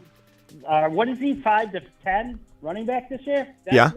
That's why Smith. Yeah, then I'll be happy with him right behind Bijan. I know, but bro, you got to look at this from the perspective of what are you leaving on the table if you don't. And if you do another one, like Ron said, you could probably get him in the 4th round if you miss on this. But how many running backs away is he? How many are 1, 2, 3, 4, 5, 6, 7? He's 7th running back away. After I make this pick, I don't pick for another 12 picks. Okay. 12 picks is not bad though, bro. That I have a feeling if it was like 20, if it was like a whole, like you're at the top of the round, it had to go all the way down and all the way back. You're talking about like 20 plus picks. That would be tough to imagine. But if you're 12 picks away and he's the 7th running back, there's a strong chance he's still available. And I hate to tell you this, and you're going to be pissed at me if it doesn't work out, but you might. Who are the wide receivers available? Let's see: Debo Samuel, Calvin Ridley, Amari Cooper, DJ Moore, D Hop, and Williams, Watson Jr. Who are the 2 players you have already? Bijan and Jalen Hurts. So, who would you take if you didn't go Gibbs here? Who were you looking at? I'm looking at Breece Hall, but he might go. There's still, this guy's got, 9 hours to decide who he wants. I like Breece Hall, right? We like him over Gibbs, right? Yeah. I mean, I would take him here. The thing is, you already have Bijan, so it's like what I was going to tell you is if you were going to go Ridley or something, I would rather have Gibbs in London than Ridley and whoever you end up getting. But to have Breece Hall here. The problem is it's a 3 wide receiver mandatory. Not that you can't crush it this way. Bijan, Hall, and Gibbs, and then you get, one of your wide receivers like London or Watson. But, that's tough. I mean, and you don't have – what quarterback is available? Justin Fields is still there. I was looking at – would I go Hurts and Fields? No. That's right. You got Hurts. I forgot you had Hurts. Okay. Yeah, Gotcha. I mean, Breece and Gibbs, you're not crazy for going Gibbs here, but if it sucks, there's not a better wide receiver right here. Andrews, you think he's washed on the decline? Man? No, I don't know, but I don't take him here. But I would say probably go Breece. But when Breece gets taken, the next pick before me, then I'm going to be. Do you like Jacobs? Do you like Ramondre? No. I mean, I like Ramondre. You know what you can do, Matt, is Olave's gone, right? Yes. Okay, you could get a Christian Watson and a London. If Breece is gone, or you could take a Najee, which I'm high on, but I mean not in the 3rd. You want it the 4th. Like in the 4th, you're going to get one of those 2. You're going to get a Najee, or you're going to get Gibbs. They've been both going in round 4. Yeah, but they said their average. Consistently. I don't mind you going. I'm telling you, I've done 15, and if you I don't know. Do you have PayPal? Yeah. Do you have, I have Cash App. I think okay, I well, if you have PayPal, when we're in here again, give me your email address. If you wait to take Gibbs in the 4th, and it doesn't happen, I will buy you an entry for another bet. Ron Navy. Oh. All right. I'm just saying, average draft position for Gibbs is number 41 off the board. I'm picking 43. And Najee is even before Gibbs. I don't think either will be there. Ron Navy reimbursing. Ron Navy, hello? All right, this is Underdog. This is the Underdog Refund Department. Underdog Refund Department. Ron Navy speaking. Gibbs will be there in the 4th. Oh, I love it. Take another Ron Navy. Okay, so here, let me back this thing up a second. Hold on. Back down. The refund department from Underdog on the line. Hold on. I think here's the situation. If Breece Hall is there, I love Breece Hall. Okay? If Breece Hall is gone, I don't blame you for liking Gibbs over Najee. I don't blame you for liking Gibbs over any of the other options that you read off, like Debo, Andrews. I don't think it's crazy to go Gibbs there. And given he's got, and Ron is as generous as an offer as that is, maybe he loves this Bijan Hurts start and he might not recapture that in the next draft. So he's trying to just make sure he gets what he wants in this draft. So Bijan and Gibbs together. The moon. But he can get Gibbs 4th. I totally understand it, and I totally understand why he wants to go on the 3rd. I mean, we've all done it. We've all jumped and did all that, but you can get him in the 4th. He could. It's not a lock. It's not a lock, but he could. What's your pick? In the. I'm the 6th. Number 6. What's your 4th rounder then? Your 4th rounder is 4.6. Okay, 4.6. It's 43. It's 43, I believe, is the okay. pick. So the average draft position, those other guys are above, or they're going before. So I'm gonna go into my last couple of drafts. So hang tight, okay? I'm gonna go into my last couple Underdog drafts. So you're 4.6, you said? 4.6. You said 43. Yes. So Gibbs went at 37. Okay. So it's possible he goes, but. And I don't think that was one of. Look at Najee. Najee's going before 43 too. Okay, hold on a second. So 43. I'm looking for Jahmyr Gibbs. Went at 38. So that's back-to-back drafts, Ron, where he did go before 43. My advice here, and you can take Ron Navy up on his. The last one I did, Gibbs went 43rd. Walker went 45. That was the last one I did. Was right before the show. How much was that for? Before that, what? How much was it? $3 one? No, that's a $25 one. I only did okay. Ron, I think the odds of him going by 43 now are a little higher than they were, and this is because the ADPs have been updating. Hold on. Let me just say this. I think you should take the guy you want because you're building this team a certain way, and I know you're excited about the exact build. Getting a refund from Ron Navy, which is very generous. Ron is one of the most generous men on the planet. It's nice and it's very awesome, but maybe this is the build that you won't be able to recapture. So my advice would be if Breece Hall goes, then you maybe just go with Gibbs if that's what your gut's screaming, because the other options are not that crazy, like much more advantageous. At the end of the day, I'd rather have Gibbs and London or Gibbs and Watson, which you will get. You'll get one of those guys, than have you go like some other player you don't really love, and then you miss out on Gibbs and you got to get Watson anyway, and then you're just like, So I think you should go with your gut on this one. And if you need to get in touch with Ron Navy, let me know, and we'll figure it out. But I think I'm going to take Gibbs because the guy, if he doesn't take Breece Hall, doesn't matter. Look, hey, I'll tell you guys this. Gibbs is climbing fast. Gibbs to me is 1,000% worth a third rounder. Just so excited. Your guy. So I'm not worried. If you were coming to me saying second round, I'd say, come on, bro. I think we got Steven on the line real quickly. Steven, you're live on the phone here. Oh, no. Steven, call back. George from the Bay, have you talked yet? No, I just called in. Oh, what's up, George? I mean, look, I'm an avid reacher. I say take your guy.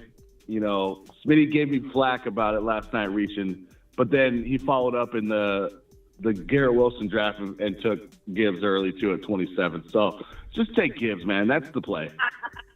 Yeah, I drafted him in the 3rd round in our private draft, our little Garrett Wilson jersey. I don't care, but I also didn't. You got to take your guy. You take the guy you're in love with. Yeah. You love Gibbs. You love Brees. I mean, you take either one of them. You won't go wrong. Why are you going to pass up on a top 5 running back? But Biaggia, a 12 to 20 wide receiver. You know I'm what I sorry, mean? but George, is that George? But George, you do reach a little bit too much to where you've got to weigh out the. You don't just take your guy. Like, this is my video today when I talked about this situation. Is like, there is a time and a place to take your guy, and there's always going to be somebody that says, "Oh, I just wanted to get my guy." But if the odds are with you, the odds are extremely in your favor to wait another round. You are doing yourself a disservice of pure domination if that player falls. In this case, we broke it down. We used science. We got out the flux capacitor and the component bolts. We broke it all down, the megawatts, the gigawatts. It all came together and told me, based on my research I did, that it wasn't as clear cut he'd be there at 43.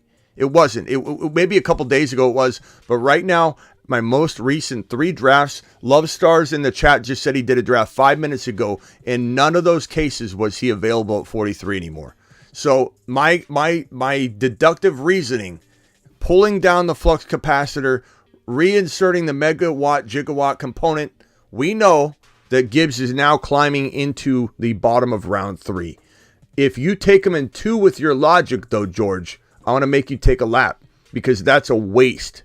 That's a waste. Yeah, if but you, Smitty, it's a waste. Smitty, listen, I took him at 2 at my second pick. You shouldn't have. Because I had the 1 pick. I had the 1 pick in the draft. He wasn't going to be there for me at my 4th pick. Okay, so I had to take him either my 2nd or my 3rd. I had yeah, to. but that's the 2-3 turn. You could have taken him in the 3rd pick, and it would be the same thing. So 24-25, that's fine because that's the 3rd round.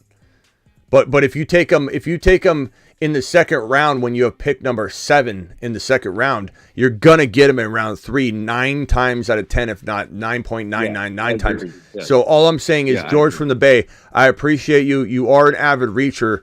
Try and work on your reserve a little bit. Just refrain from taking when the odds are ever in your favor. You want to try and do what you can. Hey, you know what? My reputation precedes me. I have a winning record every year. Finished top 3 in most of my leagues. So I'm gonna stick with what works for me. Tell your grandmas we said hi. I'm just kidding. No, George, I appreciate you, and in either way, what else you got, George? Actually, George, hang tight. Morgan's been on the line a while. Morgan, you're live. What's up, Spin? What's up, Morgan? How's it going? Pretty good, bro. So I had a dynasty question. I have a startup dynasty draft going on right now. It's a slow one, and I'm about to come up on the round 8-9 turn. And I had a couple picks coming up, and I was wondering if you had any opinions on who I should take. Okay, who do you have so far? So I took Mahomes with the 101, and then I traded my 2024 first rounder to move up 2 spots to get Bryce Young in the 2nd. Then I took, and then we did a reverse on the 3rd round. So I got JSN at the 3.12, and then when it came back around, I got Ramondre and Zay Flowers. Next round, I got Treylon Burks and Calvin Ridley. And that's where we're at. And now you're up? And now I'm up, and I could read off some of the names that are still on the board. Okay. For you. So we got Joe Mixon, Rachaad White, Zach Charbonnet, Aaron Jones, Isaiah Pacheco, Alvin Kamara, Devin Achane, James Cook, I don't like him, Kendrick Miller, I'm going to pass, Tyler Algier, I'm going to pass, Michael Mayer, Keenan Allen, Mike Williams, and then far down in the draft board, we have Jonathan Mingo. and I'm thinking that could be nice if I'm. You gotta wait. You gotta wait on Mingo, bro. He's far down on the board for a reason. So you're reaching. I think you reached on Young. Not that I don't like the value, but you traded a future first rounder to force an early reach. So I'm not thrilled about that move. I like Young a lot. I just went over how much I like Young, but I feel like I would have naturally let a quarterback fall versus reached and also traded the first rounder. So that part, I don't know. JSN I like, but I don't know if I love him as my third player. I know a lot of people do. Stevenson was a steal. That was great. Name the players again. Mix or just the top like 4 or 5. Mixon, Charbonnet, Pacheco. Who else am I missing? Kamara. And then Well, who I'll else was... I'll just tell you the ones that I'm looking at. I like Charbonnet, Aaron Jones, Alvin Kamara, Devin Achane, Michael Mayer, Mike Williams. And then, I mean, I like Jonathan Mingo because I can stack him with Young. But Yeah, but he's got to go later. If you said he's down on the board a lot, right? How far down is he? He's in the middle, so I highly doubt that he'd come back around to me. He's at 109. He's like 16 picks away. Okay. Then that's not horrible. Honestly, you're like I like Charbonnet a lot, but you also need an RB that you can use now. And you just don't know. He's a home run swing. He's a win a league home run, but he's a swing. He's not. There's no guarantee of anything. Pacheco's pretty nice here. I don't like Pacheco because I don't trust him in the Kansas City backfield. They just it's hard to rotate their trust backs all the time. I admit, but he feels a little different. I feel like there's a different vibe going on. But yeah, there's certainly some risk involved. Charbonnet, like you have 1 pick here or 2 picks here? I have 2. You have the back-to-back, right? Yeah, so 12 spot. you could go Charbonnet and Pacheco here. Like that wouldn't be crazy at all. Yep. You could go Mingo and Charbonnet, but then you're definitely building for the future. You're not going to win now. You're going to probably have some losses, but if Charbonnet even does climb, you're going to probably have some major losses walking into that, and then you're going to have a whole season of, let's say Charbonnet tears it up where it doesn't even matter for you, and you're like, crap, I'm just wasting away a season of Charbonnet exploding because I'm already lost this league this year. What do you think about Devin Achane? I haven't heard your take on that. Stevenson, right? I like A-Chain a lot, but he's still no lock. Look, Mike McDaniel wanted him bad. So, and he's a speed guy that loves speed guys, but he's definitely no lock to get in there. He also is loyal to his 49er running backs, that he brought over. So I like A-Chain a lot, but that's tough. I guess he's got Stevenson, right, Smitty? Yeah, he's got Stevenson, he's got JSN, he's got Bryce Young, Mahomes. I mean, it's not a bad team. It's not like you can't compete. I got Traylon Burks too. So if he took a chance on Sharp, whoa. You got. He's got who? Who did you say you just? Who did you just say you had as well? I got Burks. I already quoted that. Who? Traylon Burks. Oh, Burke. I think you said Jalen Hurts. I was like, whoa. Burks. Okay. Man, that's disappointing. I thought you were saying Hurts. I'm sorry. Yeah. What, Ron? If he took a chance on Sharp and maybe Mingo, that makes sense. And then later on, down further, this is a redraft league, right? No, this is Dynasty. You still got No, it's Dynasty. Oh, okay. You still got Chase Brown that everybody's high on. He's going real late too. Chase Brown probably gonna be starting before the year's out in Cincinnati. I think you could compete with Pacheco and Charbonnet. You could compete if you took both of those, or if you wanted to compete this year, Kamara and one of them would even work. If you want to build for the future and you're kind of throwing the season to the wind, Charbonnet and Mingo make sense. Pacheco and Charbonnet still make sense because I still think Pacheco could have a future. I really do like him. Someone says they're calling in. I'm sorry. Phone lines are open. I had it minimized for a second, but it's up right now. So call in. Kamara's just probably doesn't have a lot of time left. So if you go Kamara and Pacheco, you really could compete. I mean, you're young and Mahomes is pretty solid, but you have the weird thing is you have a mix of it's mostly youth. Stevenson, I don't know how long Stevenson's going to give us, but right now he's a third-round steal. In Dynasty, I don't know what to make of his value. I don't think anybody truly knows because we held our breath this year. You know, we're probably going to hold our breath every year that Bill Belichick's going to bring somebody else in or do something weird. But, I mean, I like the core and foundation. If JSN and Flowers work out and they become as good as the sophomore wide receivers did, and you never know, then you'd be in a real strong position. Charbonnet feels hard to pass on. Like, if I was on the clock, I probably would take him. But I almost like Pacheco and Charbonnet, and I hope that Mingo falls. That would be kind of the ideal scenario for you. Charbonnet, Pacheco, Mingo falls, and then boom. You know, I like Mingo a lot. But yeah, I like that. And that's kind of what I was leaning towards with Charbonnet and Mingo. This is also tight end premium, but I was going to wait on tight ends till next round because I like Njoku and Evan Ingram. I assume Kincaid's gone. Yeah, he's gone. Yeah, as a tight end premium, that also makes me not love this team as much for this year. You know, because now you have that piece of information is huge, and you have no tight end. So, I don't know. I guess I do. And I hate to say I build for the future. I just don't love the JSN and Young pick personally.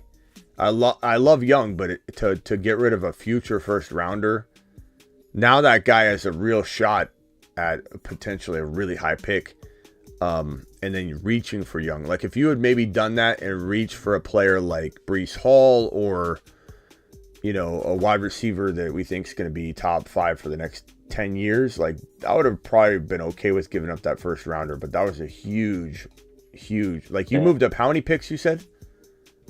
I just went up 2 picks. I just thought Young and Mahomes is like, I just feel like that's OP. Like that's going to dominate for the next 10 years. Yeah, but man, you moved up 2 picks, gave up a first rounder, and it's still a reach though for Young. That was a reach. What pick was it? 2 what? Which one? The Young pick was 2 point what? That was 210. 210. I mean, I guess Richardson was off the board. I don't know. I don't like Stroud as much. I guess he could fall there, but maybe it's not that big of a reach for Young actually. Flex? Yeah, it's super flex. Is it a super flex? Oh yeah, of course. Oh, okay. Took Young in the second. Mm-hmm. Yeah, I mean Young's not bad there in the second actually, but I still feel like 2 spots. Like that. I don't know who was there when JSN was on the clock. We can't go back in time, but I'm just curious who was there when JSN was there. JSN, I was swapping between JSN and Drake London, Saquon Barkley, ETN, Tua, DK. I know a lot of people. Austin. I know a lot of people like JSN, but I like a lot of those options more. But hey, man, to each his own. And honestly, JSN, you know, maybe becomes the number 1 there very fast, and then DK just kind of like somehow starts unraveling. Like it so could happen. It's not crazy, but I just don't love the passing attack enough to really justify my 3rd overall pick being JSN. But that's just me. JSN probably in a super flex goes a little later normally. I don't know if he was climbing the board and sitting right there anyway, but I don't know. Bro, you got a decent team. I'd probably go Charbonnet and Pacheco and hope Mingo falls. That's my final answer. Hang tight. You can stay on the phone line if you want. Let me get to these super chats real quick. Kenny says, Terry Roberts to the moon. Appreciate you, Kenny, dropping that super chat. Isaac says, Philly defense is going to keep Hurts on the field. Absolutely. That Philly defense is going to be better than it was last year, and people clowned on it for whatever reason. Eagle haters are going to hate. This is the nature of Eagle hate. Can and will Burrow throw for 5,000 yards this year? Easily could. Will he? I think he could definitely flirt with that number this year, which is why Jake the Snake and everybody going back and forth, because I feel like he's not accounting for some of that stuff. But I think Burrow could be in the cards for being the number 1 overall quarterback, and I definitely want to own him in a couple leagues as the number 1 quarterback. Like I'll draft him as the number 1 quarterback. I'll draft him, but not in terms of the, like in a dynasty maybe. In redraft, you don't need to. In a dynasty startup, I'll draft Joe Burrow. In one league, in a dynasty startup, I'd draft him number 1. I really would. But in a redraft, he's falling to the 4th round, so you're crazy too. So there's a big difference in where you're drafting. Deontay for an early 23 second and Fournette good. Deontay for an early 23 second. It's one of those trades prolific that I don't know that helps either side. Like a second, I'd probably take the early second. I don't care about Fournette at all. Deontay's decent though for that value. I just don't know that trade does much for me. I probably take the early second and hope that I get Mingo or Hyatt. Like, would I take Hyatt or Mingo over Deontay? Yes. So at the end of the day, give me the 23 second and hope that you land one of those wide receivers that I think could rival the top 3 wide receivers from this draft class. Prolific, are you still here? Appreciate you hanging out. Ryan says, Dynasty, 2 running back, 2 wide receiver, 1 flex. I have ETN, Brees, and Garrett Wilson, and Amon-Ra. ETN, Brees, Garrett Wilson, Amon-Ra. That's very good. I go Gibbs at 1.2 is my upside capped having wide receiver running back for the same team as a 4-5 starter. No, not at all. Because this is not something to where you have like your high draft capital 2 players spent on your 2 top 1 and 2 spots. Like, you're talking about spreading it out a little bit, and not to mention that St. Brown and Gibbs could still do very well during the same game. I don't think one has to do well and the other can't. It's not like you got Godwin and Mike Evans or something. It's like totally different positions too. And Gibbs is going to get his, I think, pretty much regardless, and I don't think that will cap St. Brown. I'm not worried about that at all. Had they been the 2 highest profile guys in your team, there might be a little bit more concern. Stacking in a regular league like a dynasty or redraft, it's not best ball. It's different than in best ball. Sometimes it's better to not stack. Sometimes it's better to stack. It just kind of is a situation by situation basis. I think a lot of people are so stuck on stacking in best ball, which is definitely advantageous when it works out naturally. It's clear as day an advantage if it works out naturally. In regular leagues, it's not always a great thing, but in this case, I don't think it's bad. So this isn't one of those advantages, but it's also not something that I dislike. The Lions are going to be a pretty potent offense. So the main thing when you have 2 players on one team, you want to, or even if you're stacking, and it used to be people didn't want to stack. It used to be in fantasy before best ball, nobody wanted the wide receiver and quarterback, because if the quarterback had a bad game, the wide receiver had a bad game, and nobody wanted that. But as the NFL has become more potent and the offenses are just like crazy, the passing attacks are crazy, you want to pick a team that's going to more times than not have dud weeks. You're always going to have a bunch of points being scored if you're a Jalen Hurts owner. So you're not going to really be worried about having two players in the same team. And so with the Lions, they should be pretty potent. And if they start losing, let's say, they're going to throw the ball a ton. And given that Gibbs is going to catch the ball, St. Brown's catching the ball, 3rd and 4th quarter, they could do a whole lot. Dropped a voice message in the voicemail. Let me go to that real quickly and play the voicemail. Appreciate you doing that. Voicemail message from Kenny. Kenny. Hey, Smitty. I'm in a Superflex startup. I got the 102 and took Josh Allen. Then I traded my 211 plus a 24 first and second for the 201, and I took Kyler Murray. Don't sugarcoat it. Let me have it. What do you think of it? What did he trade? Hold on a second. What did he trade? A 11 plus Here's the trade. 211 plus a 24 first and second for the 201, and I took Kyler Murray. Don't sugarcoat it. Let me have it. What do you think of it? You're asking me to not sugarcoat it. Like, I don't understand why you would trade. I don't know why you would trade or take Kyler Murray at 201 in a Superflex Dynasty startup.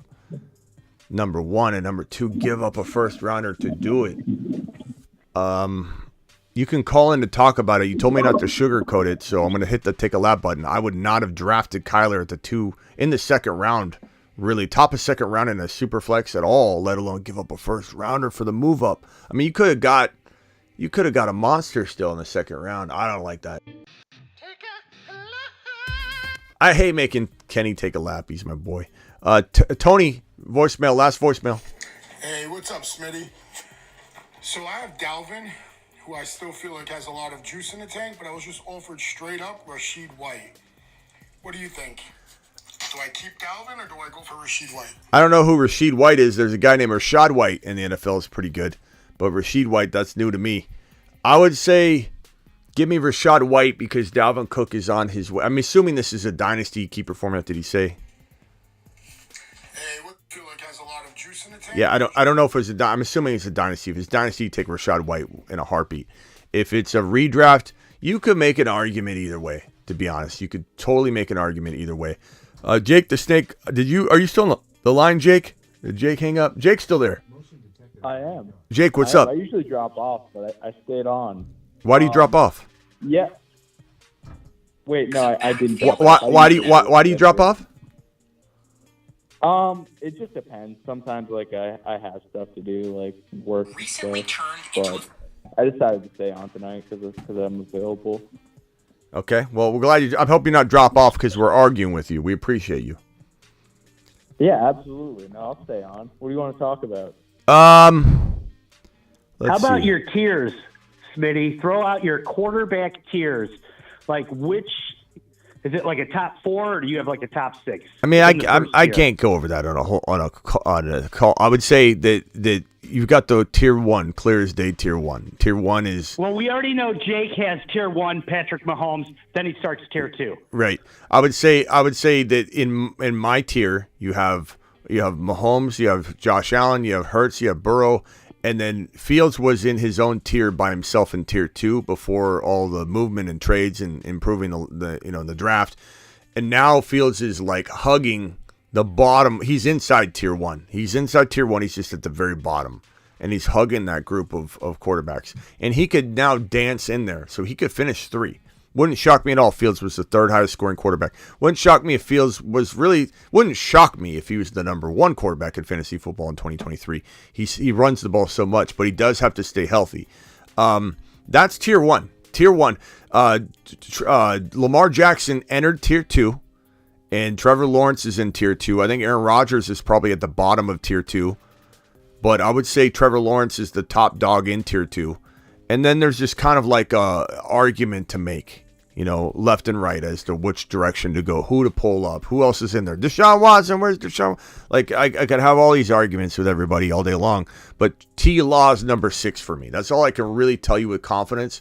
T-Law, then you could argue all kinds of Lamar versus A-Rod, A-Rod versus Lamar. A-Rod's not going to be there. A-Rod's going to be there. A-Rod could be, in the conversation of maybe his own tier above. Like, who knows? I think A-Rod's going to have a great year. I think Garrett Wilson's going to be phenomenal, and I think a lot of people are undervaluing A-Rod, assuming he can't. Like, he's still going so late in these best ball drafts that we're doing.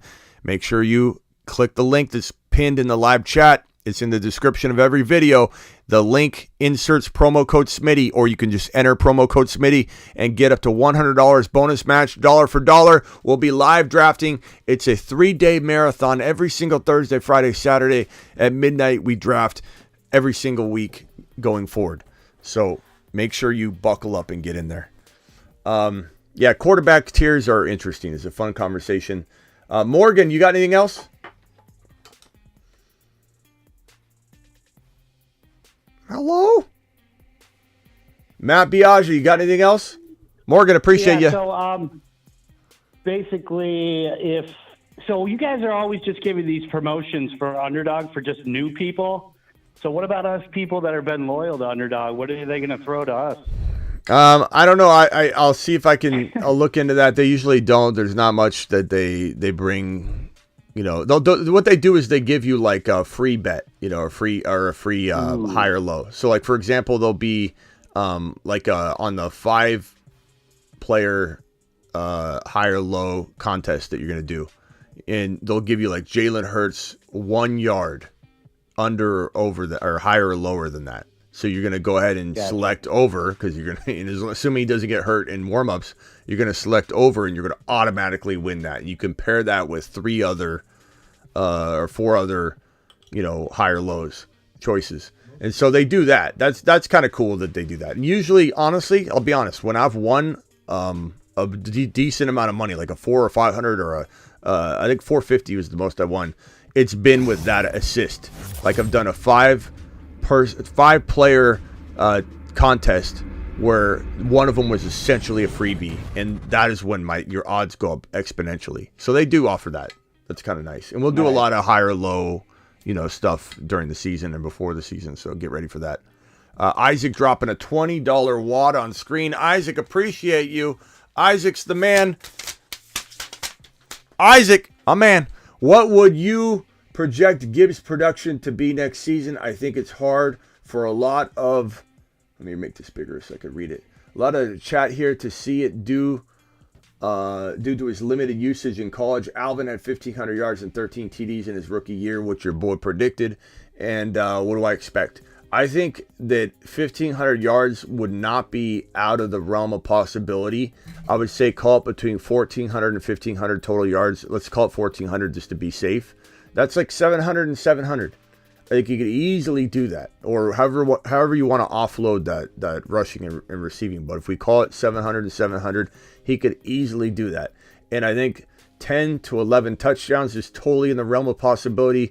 55 plus receptions. These would be like, I don't want to say the low ball numbers, but this is where like I'm expecting him to get these numbers, and I think he could easily exceed them. And this team loves him. They love him. This is not DeAndre Swift. I know everyone's scared to death that he's going to be the DeAndre Swift this year, but this guy's electric. He's elusive. He's the number one breakaway runner in this draft class. You give him a crack or an open seam, and he literally could go untouched to the end zone. Not that Swift couldn't, but this kid's elusive, electric. I'm so on board Gibbs, and that's why I talked about him at the beginning of this show, and I've talked about him over and over. And I've got another video that's dropping soon, and I'll talk about him there. I'm gonna be talking about Gibbs a lot, and Gibbs has been on the Moon Man list, the Moon Man, for quite some time. Loads in outer space. One of the first players added, and he's been on the Mars Man list. He's on a shuttle to Mars. Mars Man. For the longest time, pretty much the whole offseason. He's been on both of these lists. Loads dropping and spinning aimlessly in space. So this isn't some newfound love for Jahmyr Gibbs because he landed in a great spot. This was us talking about him all offseason long, that he is an absolute monster. So Isaac, I am not just coming into this, projection or starting to come around on him. We've been cranking out the Jahmyr Gibbs content as long as anybody. I put it to the test. As long as anybody. We've such bold content on him from the beginning of the offseason. So his landing spot just made it all more of a reality. At first it was a little confusing because Swift was there, but it took about 10 minutes to start going, okay, Swift's gone. Swift's gone. If Swift gets moved, this is an entirely, I think those are my exact words. Once or if Swift gets moved, this is an entirely different situation. And as soon as he's traded, now he's literally the number 2 most exciting player really walking into this year at the running back position. He really is. Like, he's a top 10 running back as a redraft running back. Thank you, Isaac, for your super chat. Appreciate you. Morgan, final thoughts. Are you there yet? Went away for a second. No, I don't have any. Just appreciate you. What you do. All right. Call in anytime, Morgan. I got you dialed into the phone line, so you've got quick access. If I see you, I'll answer. Whereas so you're in the line, you're in the phone system. Appreciate you, Morgan. Later. Matt Biaggia, final thoughts. Flip the script. Taking Gibbs over Breece Hall. I don't hate it. I could easily argue it. The reason I wouldn't argue is because you can get away with not doing that right now, and that's the only reason why I'm hesitant to even come out here and argue it, because it just doesn't make sense when Breece Hall's going in at the bottom of 2, top of 3, and Gibbs is going in the very, very top of 4, and sometimes and probably very soon will on the regular be cemented in, no longer in 4, be cemented in late 3. Then he'll be cemented in mid 3. And honestly, I truly believe by the end of July, August 1, and maybe July 1, to be honest. But August 1, it would shock me. It would shock me if Gibbs is not cemented, hardcore cemented into round 2. It would be very shocking to me. But you have to take advantage of this 4th round or late 3rd round value while you can. If you don't, you're walking into a restaurant and you're paying $100 for a $50 meal. And you're walking out, you're not getting your change. Maybe you want to do that. Maybe you want to tip somebody. That's fine. But it makes no sense to walk in, if you're trying to be frugal and keep your money, to walk in and hand a $50 bill to somebody or $100 bill to somebody for a $50 meal and just walk out and forget your change. Or paying for your gas, even better example. Put $20 in the pump, you get back in your car and you drive away and you forget to fill the tank.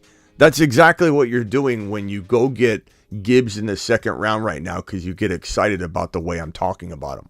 No, it's 3rd round. He's still in the 3rd for me. Yeah. That isn't Reese might be too. That isn't the craziest reach in the world. Morgan, appreciate you going Charbonnet and then Pacheco, AK or Jones. I agree with that. I think Charbonnet and Pacheco is smart, but I do like Mingo. I think you probably have a good chance at getting Mingo. If you don't, Hyatt should be there. I like Hyatt a lot as well. But trust your gut, Morgan, because if Mingo's your guy, I don't want you not to get him. Trust your gut. Do what you feel is right. There's nothing wrong with Charbonnet and Mingo, but you will be building a little bit for the future. You got to kind of know that if you do go that route, which is nice. I mean, Mingo could have a great look. I'm talking Mingo up. Go watch the beginning of this video where I talk about Mingo. And so, just make sure you make the pick that you want. Pacheco's really nice though. There's good trade value there. Okay. Biaggia. Later, pal. Later. You got anything? Jake the Snake. Yeah, final thoughts are just like, where do you feel like comfortable with Garrett Wilson? Is it end of round 1 for you, top of round 2? Because ADP kind of has him all over the place in round 2, but where do you see him going and where do you feel comfortable with him? So we've been blessed with his fall in ADP value. I think the Aaron Rodgers, Garrett Wilson comments, though, are going to make him climb right back into like 11. But he did fall back to about 14 on the regular. Not just once in a while, on the regular. He was no longer a first rounder. He was a first rounder for a string of weeks walking into the final 1 QB best ball drafts. I remember because we drafted and he'd go 9, 10, 11. And then he fell down to like 14 recently. But I don't know if it's going to climb back to 11, 12. I would expect to pay a 12, 13 turn pick. I think that's what you should expect to pay. I think he could fully give you back well more than that because he could be the number 1 wide receiver in fantasy football. It's hilarious when somebody in the comments, some oblivious Oscar, literally says something in a video where it's not even necessarily to my comment, it's to somebody else's comment. Somebody says, Garrett Wilson, I'm taking him at the top of 2. And I'm thinking, if you're lucky, bro. Like in my mind, I'm reading this comment, if you're lucky, and then I see oblivious Oscar going, second round for Garrett Wilson in the 4th, maybe. It's mind-boggling that people really don't understand what's going on, and they don't know. Am I crazy for literally wanting him over like Tyreek and Kelsey? Because I feel like when I'm at that later first round pick, like I see Garrett Wilson there, and it's hard for me to just like leave him on the board. No, it's not. That he's gonna be there for it's me. not crazy at all, bro. I think to draft him over Tyreek is crazy because you could trade down. And if you're in a draft spot where you can't trade down, my advice is to just do another draft and take Garrett Wilson where he's deserving, to be taken in terms of ADP, and take Tyreek. Okay. And that, you know what I mean? Like, I don't know that I force it. I think I take advantage of having a Tyreek Hill built team. I take advantage of Bijan at 4 or 5 overall. And then when I get that 10, 11, 12, and you're going to go a little early on them, that's fine.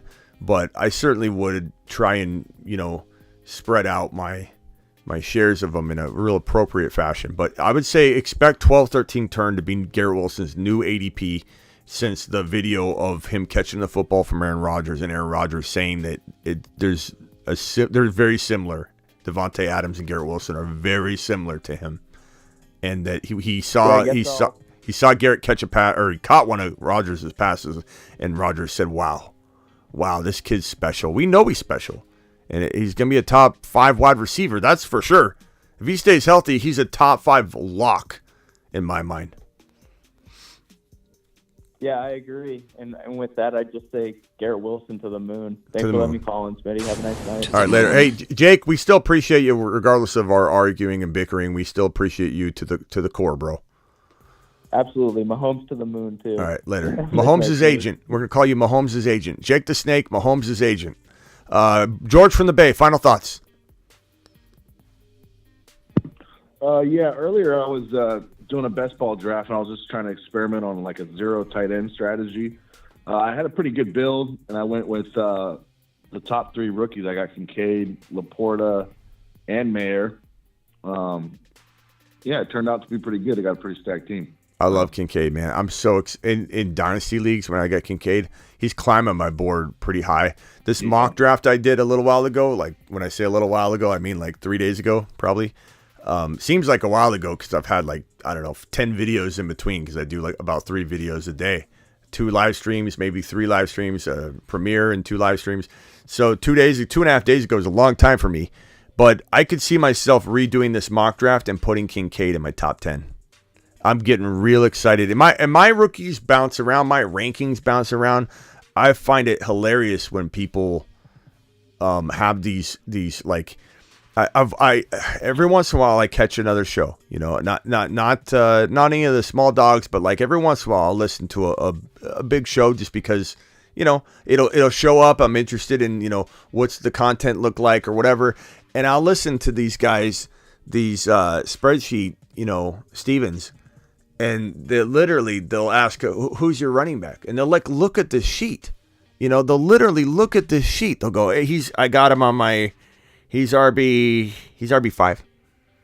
And it's just like my rankings, there's no sheet for me. Like even I don't even go to my own site and tell you my ranking on a guy because in my mind, it's changing every second. That's the honest answer. You don't want an analyst that's looking at a sheet. You know, like sometimes it's fun to like, okay, where do I have him? But like, I don't know. I feel like I have it in my head all the time anyway. But Kincaid wasn't in my top 12 3 days ago and now might be number 10. And that's just the nature of the ever-evolving ranking process that a human being goes through. But Spreadsheet Steven, it's hilarious. Like, where you could ask him 2 weeks from now, and he still referenced the sheet. All right, he's running back 17. He's running back 17. Yep. All right, Yeah, George, appreciate you. Tape, You what? I was gonna say, yeah. If you watch his tape from Utah, he was like just a weapon, you know. And like you add that to the Buffalo offense, he's going to be taking over that number 1 tight end spot, and he could be in the slot. So he's going to get a lot of volume. They invested a lot of draft capital in him. You know, you don't take a tight end in the first round if you ain't going to use him. You know, bro, he's probably gonna ESPN's probably gonna take away his tight end eligibility like they did Taysom Hill. They're gonna be like, oh, this guy can't be a tight end. He's a wide receiver. Remove him. And honestly, there might be no one's talked about this. No one has talked. I haven't heard one single word about this. Could this guy get wide receiver and tight end eligibility? I'm not sure, you know, if that will even come up, but could he? Could he be one of the guys we're talking about, you know, 6 months from now, being a tight end, possible, eligible wide receiver? It should be the case. This guy's going to line up his wide receiver, and there could be some weird value there that we got to explore. But I absolutely love Kincaid. He's climbing my board. Like I want to redo my mock draft video right now to get him back into my top 10. I love him. Kincaid to the moon. Josh Allen's going to feed this man the rock. The touchdown volume there is enormous. Like there's no better location for Kincaid. He went to an overwhelming amount of touchdown environment, and like 8 to 10 could spill over to him very easily. And he's such a precise route runner. This is gonna be fun. This is maybe the wide receiver too. Hey, like one last thing. I know the other night you were talking about hot dogs. So the other day I got a California King hot dog out here in the Bay Area at this little like catering company. Oh my God, it had ceviche, cheese, sour cream. It was so good, man. Nice, bro. Thanks for making me hungry. Later, George. Yeah. All right, later. Ron, final thoughts, and then I'm out of here.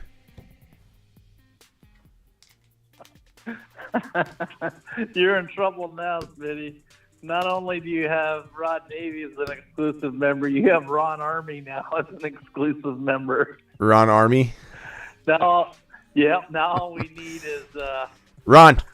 Ron Congratulations, Ron. Ron Marines. Ron, congratulations. You got your first fan. Your first hardcore. You made it, Ron. You made it. Yeah, so somebody, I know somebody's spoofing. They Ron Army. putting up all- Ron Army versus Ron Navy. I just picture two bulls going at it. All right, Ron. Navy. Any final thoughts?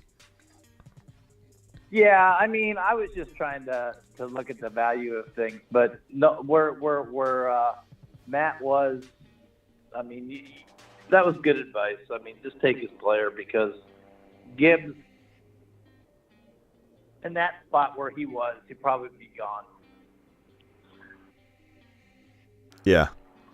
All right, Ron. Appreciate you, man. Expect a $25 bill if he, because I don't think Gibbs is going to fall. Yeah. All right. Later, Ron. Ron. First person to ever offer a refund to another listener if the player gets taken. Ron, I need you on some of my drafts, because there's some risks I'm wanting to take now that I think I'm willing to take. I'll see you all later. I don't know if I'll go live tonight on any kind of stream. If there's any breaking news, I will, but I might take the night off. I've got a video I'm working on that you're going to love. It's called King of the Mountain. King of the Mountain. Who is the king of the mountain at running back? Who's the king of the mountain at wide receiver, at tight end, at quarterback? What's it even mean? Wait for the video. I'm editing it right now. I've already filmed it.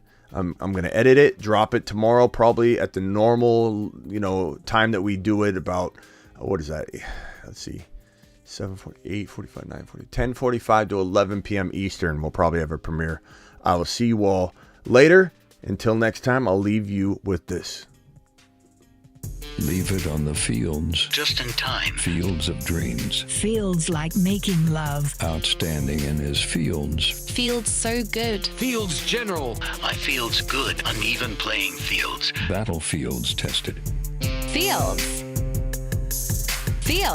He's for reals. The stack above all stacks. It's time to drop the pancake emojis in the live chat.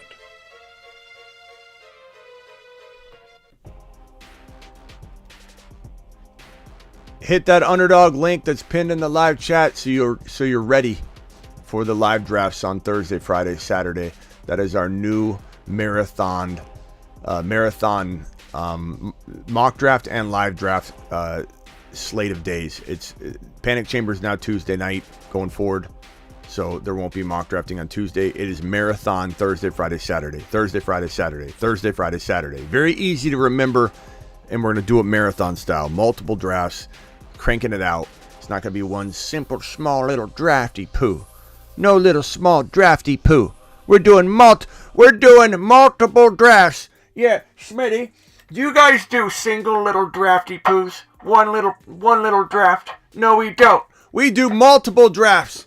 It's called Marathon Weekend every single weekend. And the weekend starts on Thursday, Friday, Saturday. Mock drafts and live underdog drafts. Promo code Smitty. Link is pinned in the live chat. Get your underdog on and click that link. $100 bonus match on your first deposit. Let's go. Little single drafty poos.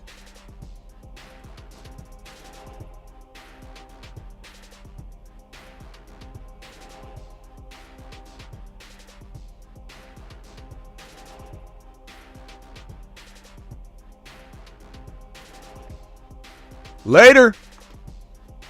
Mingo, and Mingo was his name.